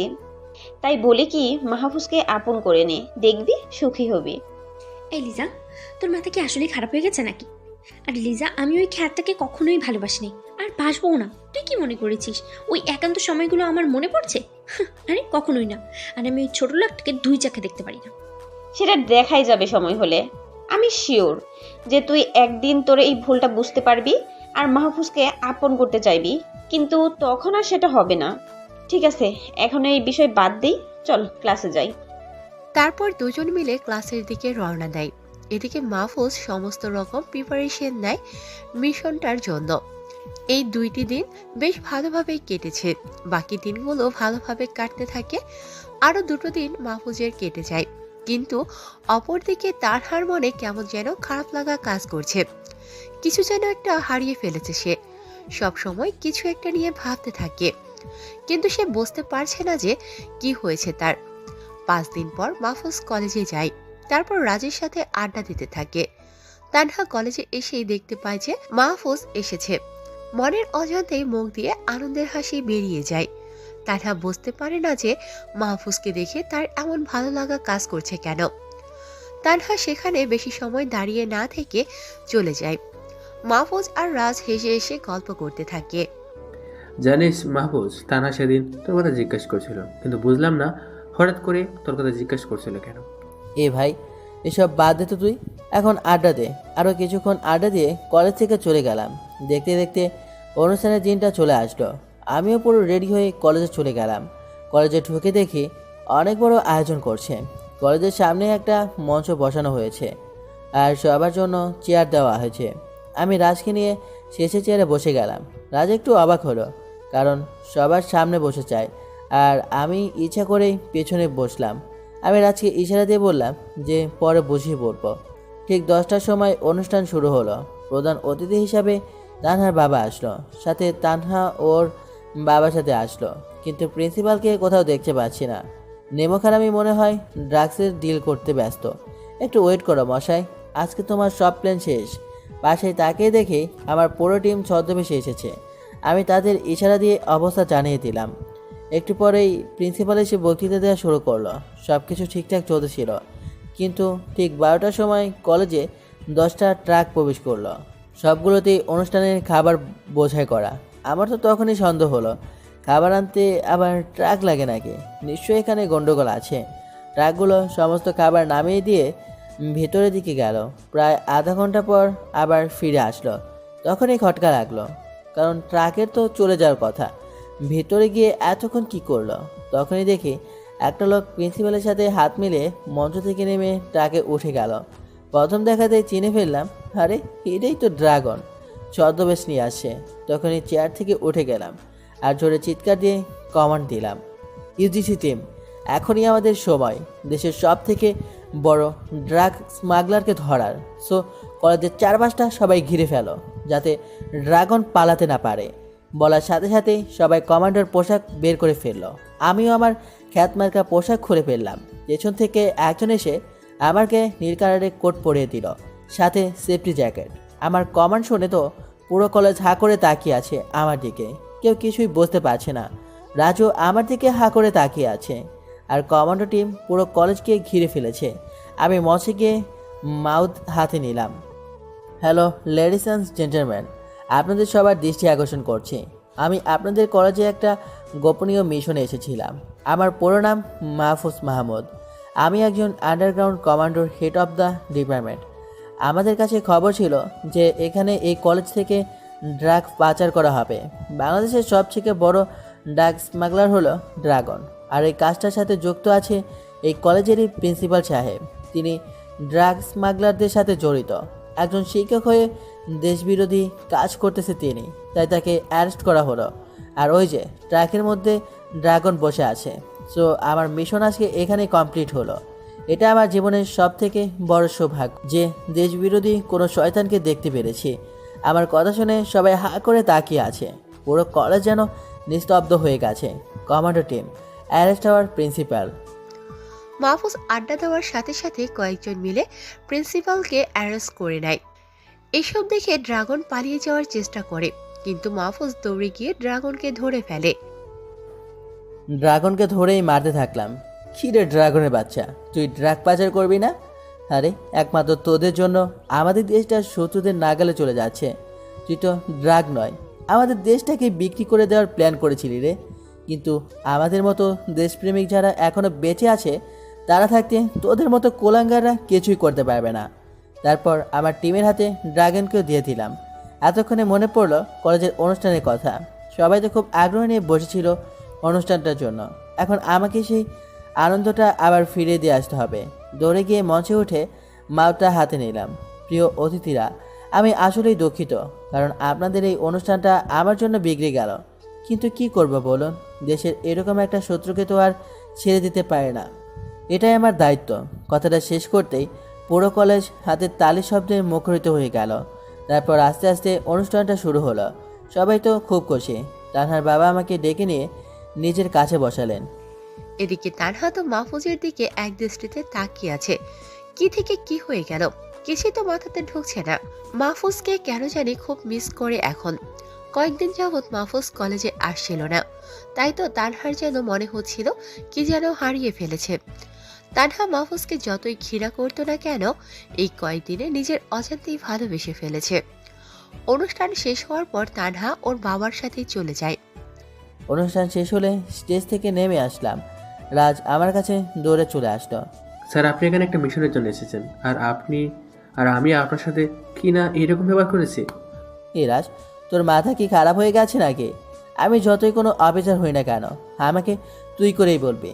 হ্যাঁ, এটা ঠিক আছে যে আমি তোর থেকে বড়, কিন্তু সেটা কোনো ম্যাটার করে না। আমরা এখন খুব ভালো বন্ধু হয়ে গেছি, সো আমার নাম ধরেই রাখবে। ওকে ওকে ওকে ঠিক আছে বস। তো বস, আপনি সিক্রেট কথাটা আমাকে বলতে পারতেন তো? শুধু শুধু এতদিন ধরে ওয়েট করালে কেন? আমিও তোকে সাহায্য করতে পারতাম। আর সেই প্রথম থেকে নিয়ে পরিচয়টা গোপন করে রেখেছিস। আরে রাজ, এটা আমাদের কমান্ডোদের নিয়ম। আমি হলাম একজন আন্ডারগ্রাউন্ড কমান্ডো। নিজেদের পরিচয় সম্পূর্ণ গোপন করে মিশনে নামতে হয় আমাদের। আর মিশন শেষ না করা পর্যন্ত আড়ালেই থাকি। এখানে এসে তো তুই আমার সাথে প্রথম বন্ধুত্বের হাত বাড়িয়ে দিলি। জানিস, তখন আমি খুব খুশি হয়েছিলাম, কারণ কোনো খ্যাত মানুষের কেউ বন্ধু হয় না। আমি পরীক্ষার আগের দিন পর্যন্ত এখানে থাকবো, তারপর চলে যাব। ততদিন তোর সাথে পুরো এলাকাটা ঘুরে বেড়াবো। আচ্ছা, এখন চল, তোকে বাড়িতে পৌঁছে দিয়ে আসি। তারপর মাহফুজ আর রাজ মিলে বেরিয়ে পড়ে। তানহা নিজের বাবার সাথে বাড়িতে চলে যায়। তারপর রমি গিয়ে বিছানায় বসে পড়ে। কিছুই তো মাথায় ঢুকছে না।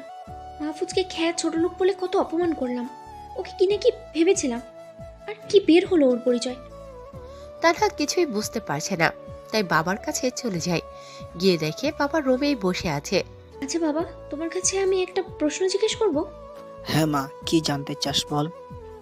বাবা, মাহফুজ তো একটা খ্যাত আর ছোট লোক, ওকে তো আমি পছন্দ করতাম না, সবসময় ওকে অপমান করতাম, কিন্তু আজকে তো কিছুই বুঝতে পারলাম না। আর সেদিন ওই ছোট লোকটার জন্য আমাকে থাপ্পড় পর্যন্ত মারলে। এই তানহা, তুই কাকে খ্যাত বলছিস? তুই কি শুনতে পাস নাই যে মাহফুজ কি বলল তখন? আরে মাহফুজ হলো একজন আন্ডারগ্রাউন্ড কমান্ডো। এখানে এই মিশনে এসেছিল। আমার কাছে আগেই একটা ফোন এসেছিল যে এখানে মাহফুজ আসবে, ওর সমস্ত দায়িত্ব যেন আমি নেই। কিন্তু দুর্ভাগ্যবশত ওকে আমি চিনতাম না। পরে যখন তোর কথা মতো কলেজে ওকে অ্যারেস্ট করতে গেলাম, তখন আমার ফোনে একটা ফোন এসেছিল। আর ফোনের ওপাশে কে ছিল জানিস? আমাদের দেশের প্রধানমন্ত্রীর কমান্ডো প্রধান, যে কিনা এই মিশনটা নিয়ে কাজ করছিল। আমাকে বলল, যদি এমপির দায়িত্বটা হারাতে না চাও তাহলে এই ছেলেটাকে ছেড়ে দাও। আর আমার কাছে মাহফুজের পরিচয় বলে দিল। তখনই আমার অবস্থা খারাপ হয়ে গেছিল, আর তোর ওপর খুব রাগ হয়েছিল, তাই তো চড় মেরেছিলাম। বাবা, তুমি কি বলছো এসব? বাবার কথা শুনে যেন তানহার পায়ের নিচ থেকে মাটি সরে যায়। কপালে ঘাম জমতে শুরু করে। বাবার একটা কথা শুনে বড় বড় ধাক্কা খেতে থাকে। কিন্তু বাবা, আমি যে অনেক বড় একটা ভুল করে ফেলেছি।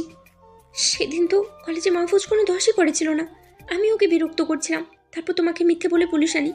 কিন্তু তুমি যখন ওর জন্য আমাকে চড় মারলে, তখন আমার খুব খারাপ লেগেছিল। আমি অহংকারে ফেটে পড়েছিলাম আর প্রতিজ্ঞা করেছিলাম যে ওকে শাস্তি দেব। তাই পরে ওর সাথে প্রেমের নাটক করা শুরু করি আর ওকে আমার মোহে আবদ্ধ করে ওর জীবন থেকে সরে যাই। আমি অনেকগুলো ভুল করেছি আর অন্যায় করেছি। আগে ওকে দেখতে পারতাম না, কিন্তু এখন নিজের অজান্তে ওকে ভালোবেসে ফেলেছি। কিন্তু মাহফুজ কি এখন আমাকে মেনে নেবে? কারণ ওর মনটা তো আমি ভেঙে দিয়েছি। সেটা আমি জানি না রে তানহা, তবে একটা বিষয় জানি, মাহফুজ খুব ভালো ছেলে, সবার সাথে খুব ভালো করে মিশে যেতে পারে, সবাইকে খুব ভালো সম্মান দেয়। এই যুগে এইরকম ছেলে আরেকটা মেলে না সহজে। আর তুই তো ওর মনটাই ভেঙে দিয়েছিস। কারো মন ভাঙলে সহজে সেটা জোড়া লাগে না। হ্যাঁ, যদি পারিস তাহলে পায়ে ধরে ক্ষমা চাইবি। এখানে আমার কিছু বলার নাই। বাবা, আমি জানি যে মাহফুজ আমাকে মেনে নেবে, কারণ এখন মাহফুজও আমাকে অবহেলা করেছে। আমি ওকে ছাড়া এখন বাঁচতে পারবো না। এটা আমি কি করলাম? মাহফুজ এত বড় একজন মানুষ হয়েও কখনো নিজের অহংকার দেখালো না। ইচ্ছে করলেই তো আমার থেকে প্রতিশোধ নিতে পারতো, কিন্তু সেটা মাহফুজ করে নাই, বরং মাথা নিচু করে আমার সব রকম অপমান সহ্য করে গেছে। এখন আমি মাহফুজকে ছাড়া তো বাঁচতে পারবো না। মনের অজান্তে ওকে ভালোবেসে ফেলেছি, এখন ওকে ছাড়া শূন্যতা বিরাজ করছে। বলে কাঁদতে থাকে। এক সময় ঘুমিয়ে যায়। এদিকে মাহফুজ বাসায় গিয়ে ল্যাপটপ অন করে, তারপর নেট থেকে ওর আম্মুকে ফোন করে। এ আম্মু, কেমন আছো তোমরা? সত্যি তোমাদের সাথে অনেকদিন পর কথা হচ্ছে। আরে আমরা তো অনেক ভালো আছি। তো তোর মিশনের কি অবস্থা? আম্মু, এটা তো অনেক বড় খুশির একটা ব্যাপার, কারণ আজকে আমার মিশনটা কমপ্লিট হয়েছে। কিন্তু আমি ভাবতে পারছি না যে কলেজের প্রিন্সিপাল এই ড্রাগস স্মাগলিংয়ের মতো জঘন্য অপরাধ করেছে। শিক্ষকরা যদি এগুলো করতে পারে তাহলে দেশের অবকাঠামো কোন জায়গায় গিয়ে দাঁড়াবে? কি বলিস কি তুই? একজন কলেজের টিচার হয়ে এই অন্যায় কাজ করেছে। ওকে তো ফাঁসির দড়িতে ঝোলানো উচিত। আরে আম্মু, ড্রাগনকে অ্যারেস্ট করে ফেলেছি, যে কিনা সমস্ত নাটের গোড়ো। সমস্ত ড্রাগ তো ওর হাত দিয়েই পাচার হয়। ওটাকে আমি ধরে ফেলেছি। আর হ্যাঁ, বাসায় আগামী সপ্তাহে চলে আসছি। কোনো টেনশন করো না। এখন ফোনটা রাখি, পরে কথা বলবো। তারপর ফোনটা কেটে দিয়ে ঘুমিয়ে পড়লাম। পরের দিন সকালে উঠে কলেজে চলে গেলাম, কিন্তু আজকে কোনো ক্লাস করার জন্য না, আজকে সবার সাথে পরিচিত হওয়ার জন্য। কলেজে গিয়ে দেখি রাজ আমার আগে এসে গেছে। ওকে দেখে খুব খুশি হলাম। তারপর ওর পাশে গিয়ে বসে আড্ডা দিতে লাগলাম। কলেজের ছেলেমেয়েরা এসে আমার সাথে পরিচিত হয়ে গেল। সবার সাথে হাত মিলালাম। এখন একটা বিষয় মনে হলো, যখন নিজের পরিচয়টা দিয়ে নাই তখন কেউ কথা বলতে আসে নাই, কিন্তু এখন আমার পরিচয় জেনে সবাই কাছে চলে আসলো আর সম্মানও জানাচ্ছে। কি আজব দুনিয়া রে। রাজ আর মাহফুজ বসে গল্প করতে লাগলো আর হাসাহাসি করতে থাকলো। এদিকে তানহা কলেজে এসেই দেখলো যে মাহফুজ বসে আছে। তানহা মুস্কি হেসে দিল। মাহফুজের কাছে এসে বসে পড়ল। কেমন আছো তুমি মাহফুজ? তানহার এরকম আচরণ দেখে অবাক হয়ে গেলাম। কি হলো তানহা, তুমি এরকম গায়ের সাথে মিশে বসলে কেন? আরে তুমি তো আমার বয়ফ্রেন্ড, দুজন দুজনকে খুব ভালোবাসি, তো তুমি এমন করছো কেন? তুমিও তো আমাকে অনেক ভালোবাসো। এই, তোমার কি মাথা খারাপ হয়ে গেছে নাকি? কই থেকে এসে গায়ের সাথে মিশে বসো, আবার অধিকার খাটাচ্ছ? তোমার জন্য আমার মনে এখন কোনো জায়গা নাই। তুমি আমার আগে থেকেই মন ভেঙে দিয়ে বসে আছো। মাহফুজ, আমি তোমাকে খুব ভালোবাসি, বিশ্বাস করো। তোমাকে ছাড়া বাঁচতে পারবো না। আমিও তোমাকে দেখতে পারতাম না। এসব করেছিলাম প্রতিশোধ নেওয়ার জন্য, কিন্তু এখন তোমাকে ছাড়া কোনো কিছুই চিন্তা করতে পারছি না। প্লিজ আমাকে একটা শেষ সুযোগ দাও। সেটা সম্ভব নয়। তোমার ওপর থেকে সমস্ত বিশ্বাস উঠে গেছে আমার। তোমাকে এখন আমার একটুও বিশ্বাস হয় না। তুমি আমার মনটা কেড়ে নিয়ে কাছের মতো ভেঙে ফেলেছ। এখন আমার থেকে সরে যাও বলেই উঠে দাঁড়ালাম। মাহফুজ, আমি তোমাকে খুব ভালোবাসি, আর আমি তোমাকে ছাড়া বাঁচতে পারবো না। তোমাকে নিজের অজান্তে ভালোবেসে ফেলেছি। প্লিজ আমাকে ফিরিয়ে দিও না। নিজের পাটা ছাড়িয়ে নিয়ে রাজের সাথে চলে আসলাম, কারণ এসব কাহিনী দেখার সময় আমার আর নাই। এসব অনেক দেখেছি। আমাকে আবার নতুন করে ফাঁদে ফেলানোর চেষ্টা করছে, কিন্তু আমি তো সেই সুযোগ আর দেবো না। রাজকে নিয়ে নদীর তীরে চলে আসলাম। তারপর দুজন বসে পড়লাম। আচ্ছা রাজ, মানুষ কি পৃথিবীতে নিজের স্বার্থ ছাড়া কিছুই বোঝে না নাকি? আমি যখন সাধারণভাবে ছিলাম তখন আমাকে কোনো পাত্তাই দেয় নাই, কত কিছু বলে অপমান করেছে। আর যেই না আমার পরিচয় জেনেছে তখনই আমার কাছে ভালোবাসার দাবি নিয়ে চলে এসেছে। মাহফুজ, দুনিয়াটা বড়ই অদ্ভুত। নিজের স্বার্থ ফুরিয়ে গেলেই সে ছেড়ে চলে যাবে। তা না হয়তো সেটা ব্যতিক্রম কিছু করে নেই, তোর সাথে ভালোবাসার নাটক করে চলে গেছে। আচ্ছা এখন চল বাসায় চলে যাই। তারপর দুজন মিলে বাসায় চলে গেলাম। এইভাবে কয়েকটা দিন চলে গেল। তা না আমার কাছে অনেকবার এসেছে, কিন্তু আমি ওকে পাতা দিই নাই। তারপর পরীক্ষার দিন চলে আসলো। কলেজে চলে গেলাম, কিন্তু তানহাকে কোথাও দেখতে পেলাম না। কি ব্যাপার, কি হয়েছে? তানহা তো কখনো দেরি করে কলেজে আসে না, কিন্তু একটু পরেই কলেজে একটা কালো কালারের গাড়ি প্রবেশ করলো। গাড়ি থেকে একটা মেয়ে নামলো। প্রথমে তো চিনতেই পারলাম না, তবে একটু পরেই তো চোখ চড়ক গাছ। আরে এটা তো তানহা। নিজের শরীরের কি অবস্থা করেছে! চোখের নিচে কালো দাগ পড়ে গেছে, শরীরটা যেন শুকনো কাঠ হয়ে গেছে। তানহা আমার দিকে একবার তাকালো, চোখে চাহিনিতে অসহায়ের ছাপ, কিন্তু আমি ওর চোখে চোখ রাখতে পারলাম না। মাথাটা নিচু করে ফেললাম। তারপর তানহা পরীক্ষা হলে প্রবেশ করলো। তারপর আজকে পরীক্ষা হলে চলে যেতে বললাম। পরীক্ষা হয়ে গেলে রেজাল্টের পর চলে যাব বাড়িতে। সে কয়দিন এখানেই রাজের সাথে থাকবো। শিক্ষকরা আমাকে নিয়ে গেস্ট রুমে বসালেন। তারপর সমস্ত খাবারের আয়োজন করলো। আমি শুধু অবাক হয়ে তাকিয়ে থাকলাম, কারণ আমার মোটেও ক্ষুধা নাই। এসব কি এখন আমি খেতে পারবো নাকি? আরে স্যার, আপনারা কি করছেন এগুলো? আমি তো এসব কিছুই খেতে পারবো না। পেট একদম ভর্তি হয়ে আছে। আরে আপনি এগুলো কি বলছেন? আমরা তো সামান্য কিছুর আয়োজন করেছি, বেশি কিছু করতে পারি নাই। প্লিজ আপনারা আমাকে নিজের ছেলের মতো ভাববেন। আমি আপনাদের চেয়ে অনেক ছোট। আমি অফিসার হতে পারি, কিন্তু আপনাদের থেকে সম্মানিত না। আমি এখন এতগুলো খাবার কেমন করে খাবো তাই বলেন? কিন্তু কোনো কিছু বলে শিক্ষকদের থামানো গেল না। জোর করে আমাকে খাইয়ে দিল, তারপর আমার সাথে বসে গল্প করতে থাকলো। পরীক্ষা শেষ হয়ে গেলে রাজের সাথে ক্যাম্পাসে এসে দাঁড়ালাম। তখনই তানহা পরীক্ষা শেষ করে বাইর হয়ে আসলো। চেহারা অনেক খারাপ হয়ে গেছে, নিজের শরীরের প্রতি মনে হয় যত্ন নেয় না। হঠাৎ দেখি আমার দিকে আসে, আমার সামনে এসে দাঁড়ালো। মাহফুজ, আমি তোমাকে একটা কথা বলতে চাই, প্লিজ না করো না। হ্যাঁ, কি বলবেন তাড়াতাড়ি বলুন। তবে হ্যাঁ, ওই প্রেমের নাটক আর আমার কাছে করতে আসবেন না। আমি মিশনটা শেষ করার আগে আপনার মিথ্যা প্রেমের মোহনাতে ভেসে গিয়েছিলাম, কিন্তু আপনি সেই ভুলটা নিজে থেকেই ভেঙে দিলেন। আমি তো আপনাকে খুব ভালোবেসেছিলাম, আপনাকে ছাড়া কোনো কিছু চিন্তাই করতে পারতাম না। তবে কেন আমার এই সরল মোটা নিয়ে খেলা করলেন আপনি? আর নিজের চেহারার এইটা কী হাল করেছেন? যত্ন নেওয়া কি একদম ভুলে গেছেন নাকি? আপনি তো এই কলেজের টপ সুন্দরী, তো হঠাৎ করে আপনার হলোটা কি? তানহা মাহফুজের কথাটা শুনে শুকনো মুখে একটা ম্লান হাসি দেয়, যেখানে কষ্টের ছাপ রয়েছে। আচ্ছা মাহফুজ, তুমি বলো, আমি যার জন্য নিজেকে সাজিয়ে রাখবো, যার জন্য নিজের শরীরের যত্ন নিব, সেই যদি আমার কাছে না থাকে, তাহলে কার জন্য এসব করব? হ্যাঁ, এটা ঠিক বলেছো যে আমি সবসময় নিজেকে নিয়ে ব্যস্ত থাকতাম, কিন্তু এখন তো তোমার একটু ভালোবাসা পাওয়ার জন্যই ব্যস্ত থাকি, তাই আর নিজের শরীরের যত্ন নেওয়া হয়ে ওঠে না। কিন্তু আমার ভালোবাসার মানুষটা সামনে দাঁড়িয়ে আছে, আপন হতে পারছি না। লিজানা ঠিকই বলেছিল, যেদিন ভালোবাসার মানুষটার মর্ম বুঝবো সেই দিন। তখন যে হারিয়ে গেলে আর ধরতে পারবো না।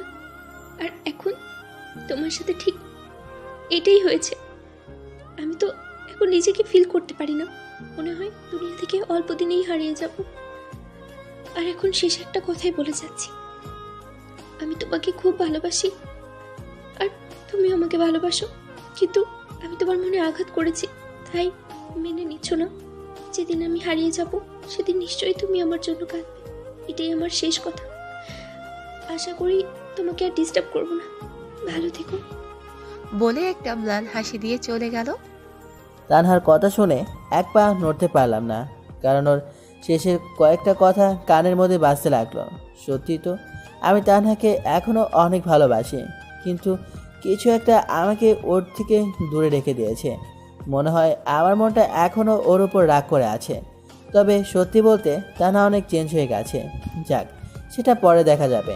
এখন বাসায় গিয়ে বিশ্রাম করা যাক। রাজকে বাসা পাঠিয়ে দিয়ে নিজের বাসায় চলে গেলাম। এভাবেই কয়েকটা দিন চলে গেল। পরীক্ষা শেষ হয়ে গেছে, এর মধ্যেই কলেজে নতুন প্রিন্সিপাল নিয়োগ হয়েছে, আর অল্প কয়েকদিনে রেজাল্ট বের হবে। আমাকে বিশেষ অতিথি হিসাবে ইনভাইট করা হয়েছে। পরিবারের সাথেও অনেকদিন হলো দেখা হয় না, তাই ওদেরকেও বলেছি এখানে চলে আসতে। সব মিলে অনেক খুশি লাগছে। বিকেলবেলায় রাজকে ফোন দিয়ে একটা পার্কে আসতে বললাম, তারপর নিজে তৈরি হয়ে চলে গেলাম। পার্কে গিয়ে দেখি রাজু আসছে। আজকে দেখে তো নিজে ফিদা হয়ে গেলাম। আজকে ওকে খুব সুন্দর লাগছে। কিরে রাজ, আজকে তো তোকে হিরো লাগছে রে। এই হয়েছে, আর প্রাণ দিতে হবে না। তুই কি কম সুন্দর নাকি? চল এখন কি এক জায়গায় বসি। আচ্ছা মাহফুজ, আমার কিন্তু তানাকে দেখে অনেক খারাপ লাগছে। টানা কিন্তু সত্যিই অনেক পরিবর্তন হয়ে গেছে, সত্যি তোকে ভালোবেসে ফেলেছে। আর ওর শরীরের অবস্থা দেখছিস? হ্যাঁ, তানহাকে এখনও আমি অনেক ভালোবাসি, তবে কী জন্য যেন ওকে আপন করে নিতে পারছি না আমি। ওকে দেখে তো আমার অনেক খারাপ লাগছে, তবে ভাবছি আপন করে নেব। তো যে ওকে আপন করে নিবি, তবে দেখিস যেন দেরি না হয়ে যায়। ওর যা অবস্থা দেখলাম সেটাতে দুনিয়া থেকে মনে হচ্ছে হারিয়ে যাবে। তুই ওকে খুব তাড়াতাড়ি আপন করে নে। হ্যাঁ, সেটা দেখব। জানিস, আমার পরিবারকে এখানে নিয়ে আসেছি। তোদের রেজাল্টের দিন তো পুরো পরিবার সহ আমি উপস্থিত থাকব। খুব মজা করব দুজন মিলে। আর তানহার বাবাকেও তো ইনভাইট করা হয়েছে। রাজের সাথে আরও অনেক সময় গল্প করলাম। খুব সুন্দর ছিল মুহূর্তটা। সন্ধ্যার দিকে বাসায় চলে আসলাম। এইভাবেই কেটে গেল আরও 2 দিন। কালকে কলেজের রেজাল্ট দেবে। নতুন একটা হোটেলে উঠেছি আজকে রাতের জন্য।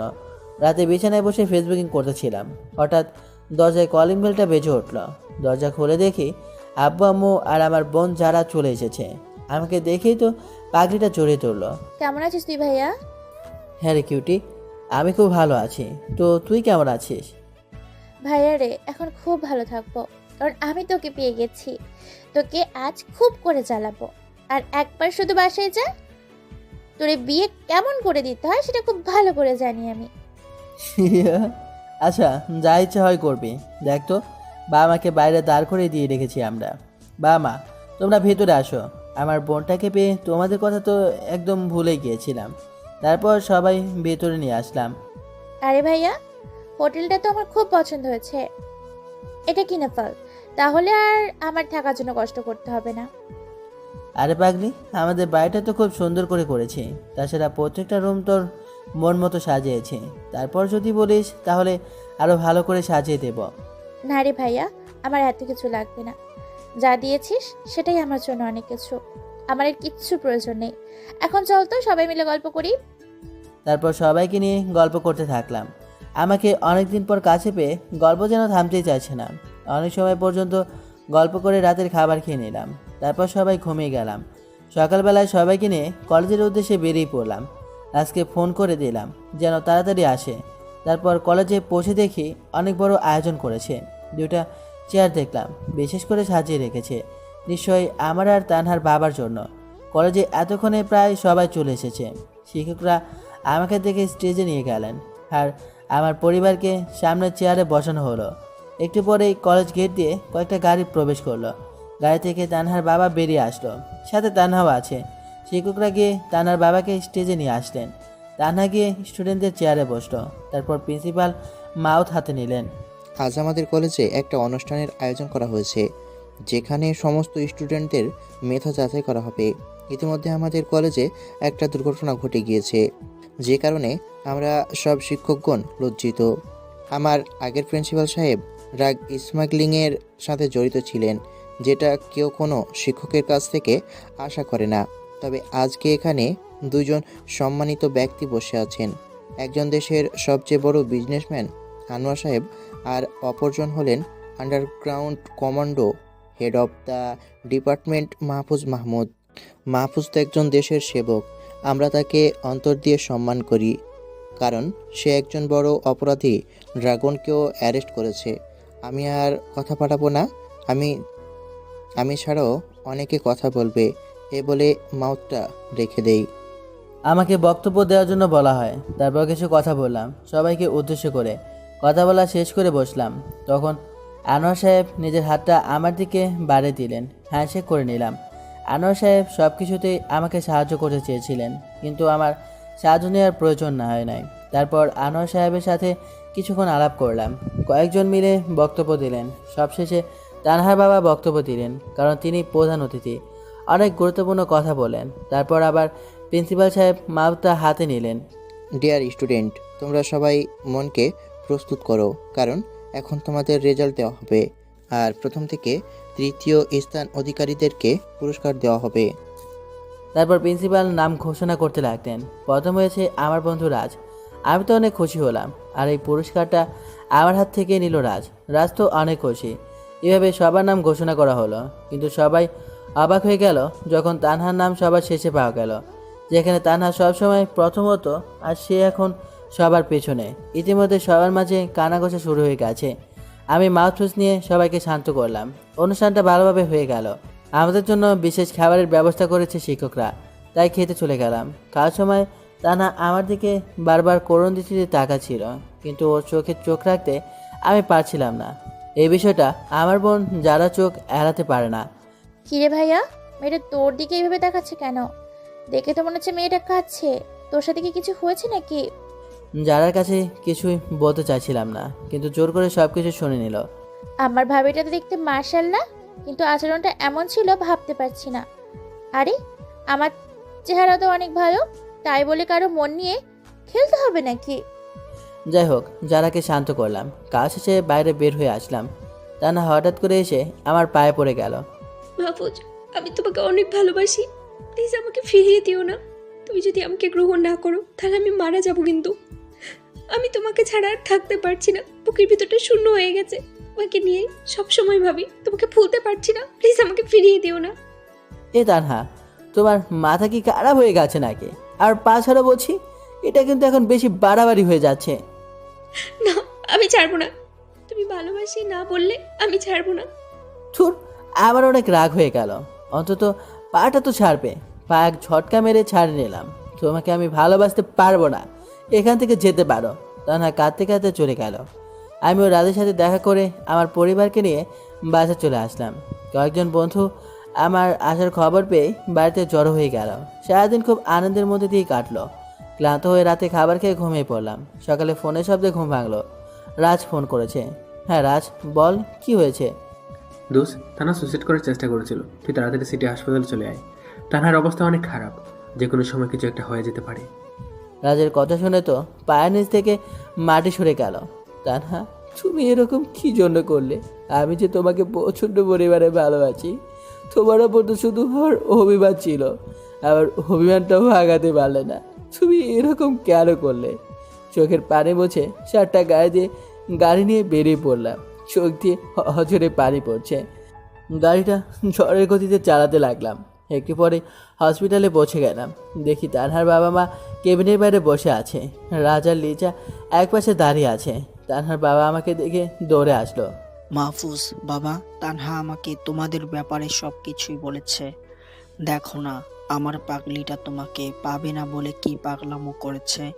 আমি জানি যে তোমাকে তানহা অত্যাচার করেছে, কিন্তু এটাও সত্য যে তানহা তোমাকে খুব ভালোবাসে। সেটার প্রমাণ আমরা নিজেরা। প্লিজ আমার মেয়েটাকে বাঁচিয়ে নাও। আঙ্কেল, আপনি কোনো চিন্তা করবেন না, আমি সব কিছু দেখতেছি। একটু পর অপারেশন রুম থেকে ডাক্তার বের হলো। দৌড়ে গেলাম। ডক্টর, রোগীর কি অবস্থা? আপনাদের চিন্তার কোনো কারণ নেই, রোগীর বিপদ সীমার বাইরে গেছে। যদি সময় মতো না নিয়ে আসতো তাহলে কিছু একটা হয়ে যেত। যাই হোক, এখন আপনারা দেখা করতে পারেন রোগীর সাথে। আমি বাদে সবাই কেবিনে চলে গেল। একটু পরে আঙ্কেলটা বেরিয়ে আসলেন। মাহফুজ বাবা, তানহা তোমাকে ভিতরে ডাকছে। ভেতরে চলে গেলাম। তানহা বেডে শুয়ে আছে। আমাকে দেখে মুখটা ঘুরে নিল। আমি কি ওর পাশে বসলাম। তানহা, আমি সরি, আর কখনো এমন হবে না। তানহা একদম চুপচাপ, কোনো উত্তর নাই। তানহা, আই এম সরি, আমাকে মাফ করে দাও। বাসা থেকে একটা জিনিস নিয়ে হাতে ধরলাম। তানহা, তুমি যদি এখন কথা না বলো তাহলে এটা আমার হাতে ঢুকিয়ে দেব। ওটা হাত থেকে ফেলে দাও বলছি, নাহলে কিন্তু খুব খারাপ হয়ে যাবে। হাত থেকে জিনিসটা ফেলে দিলাম। তানহা, আমাকে মাফ করে দাও, আমি সত্যি তোমাকে ভালোবাসি। একবার তো আমার অভিমানটা ভাঙাতে পারতে নাকি? তোমার কিছু হয়ে গেলে নিজেকে কীভাবে ক্ষমা করতাম আমি? বলো, আমাকে মাফ করে দিয়েছো। মাফ করতে পারি, কিন্তু একটা শর্ত, আমাকে বিয়ে করতে হবে, আর এখন কিস করতে হবে। ওই প্রথম শর্তটা মানতে পারবো, কিন্তু দ্বিতীয়টা এখন না, সেটা বিয়ের পর। তোমাকে এখন কিস করতেই হবে, নাহলে এমন অবস্থা করবো যা ভাবতে পারবে না। বলেই আমার মাথাটা টান দিয়ে ঠোঁট ছোড়া নিজের দখলে করে নিল। এই পাঠকেরা এখনো এখানে কি করছেন? যেন ভাগেন এখান থেকে। আমার বুঝি লজ্জা করে না? যান, বিয়েতে আসবেন সবাই, আর নিজেরা বিয়ে করে মজা নেবেন। বাকিটা ইতিহাস হয়ে থাকবে, সবাই ইতিহাস থেকে পড়ে নেবেন।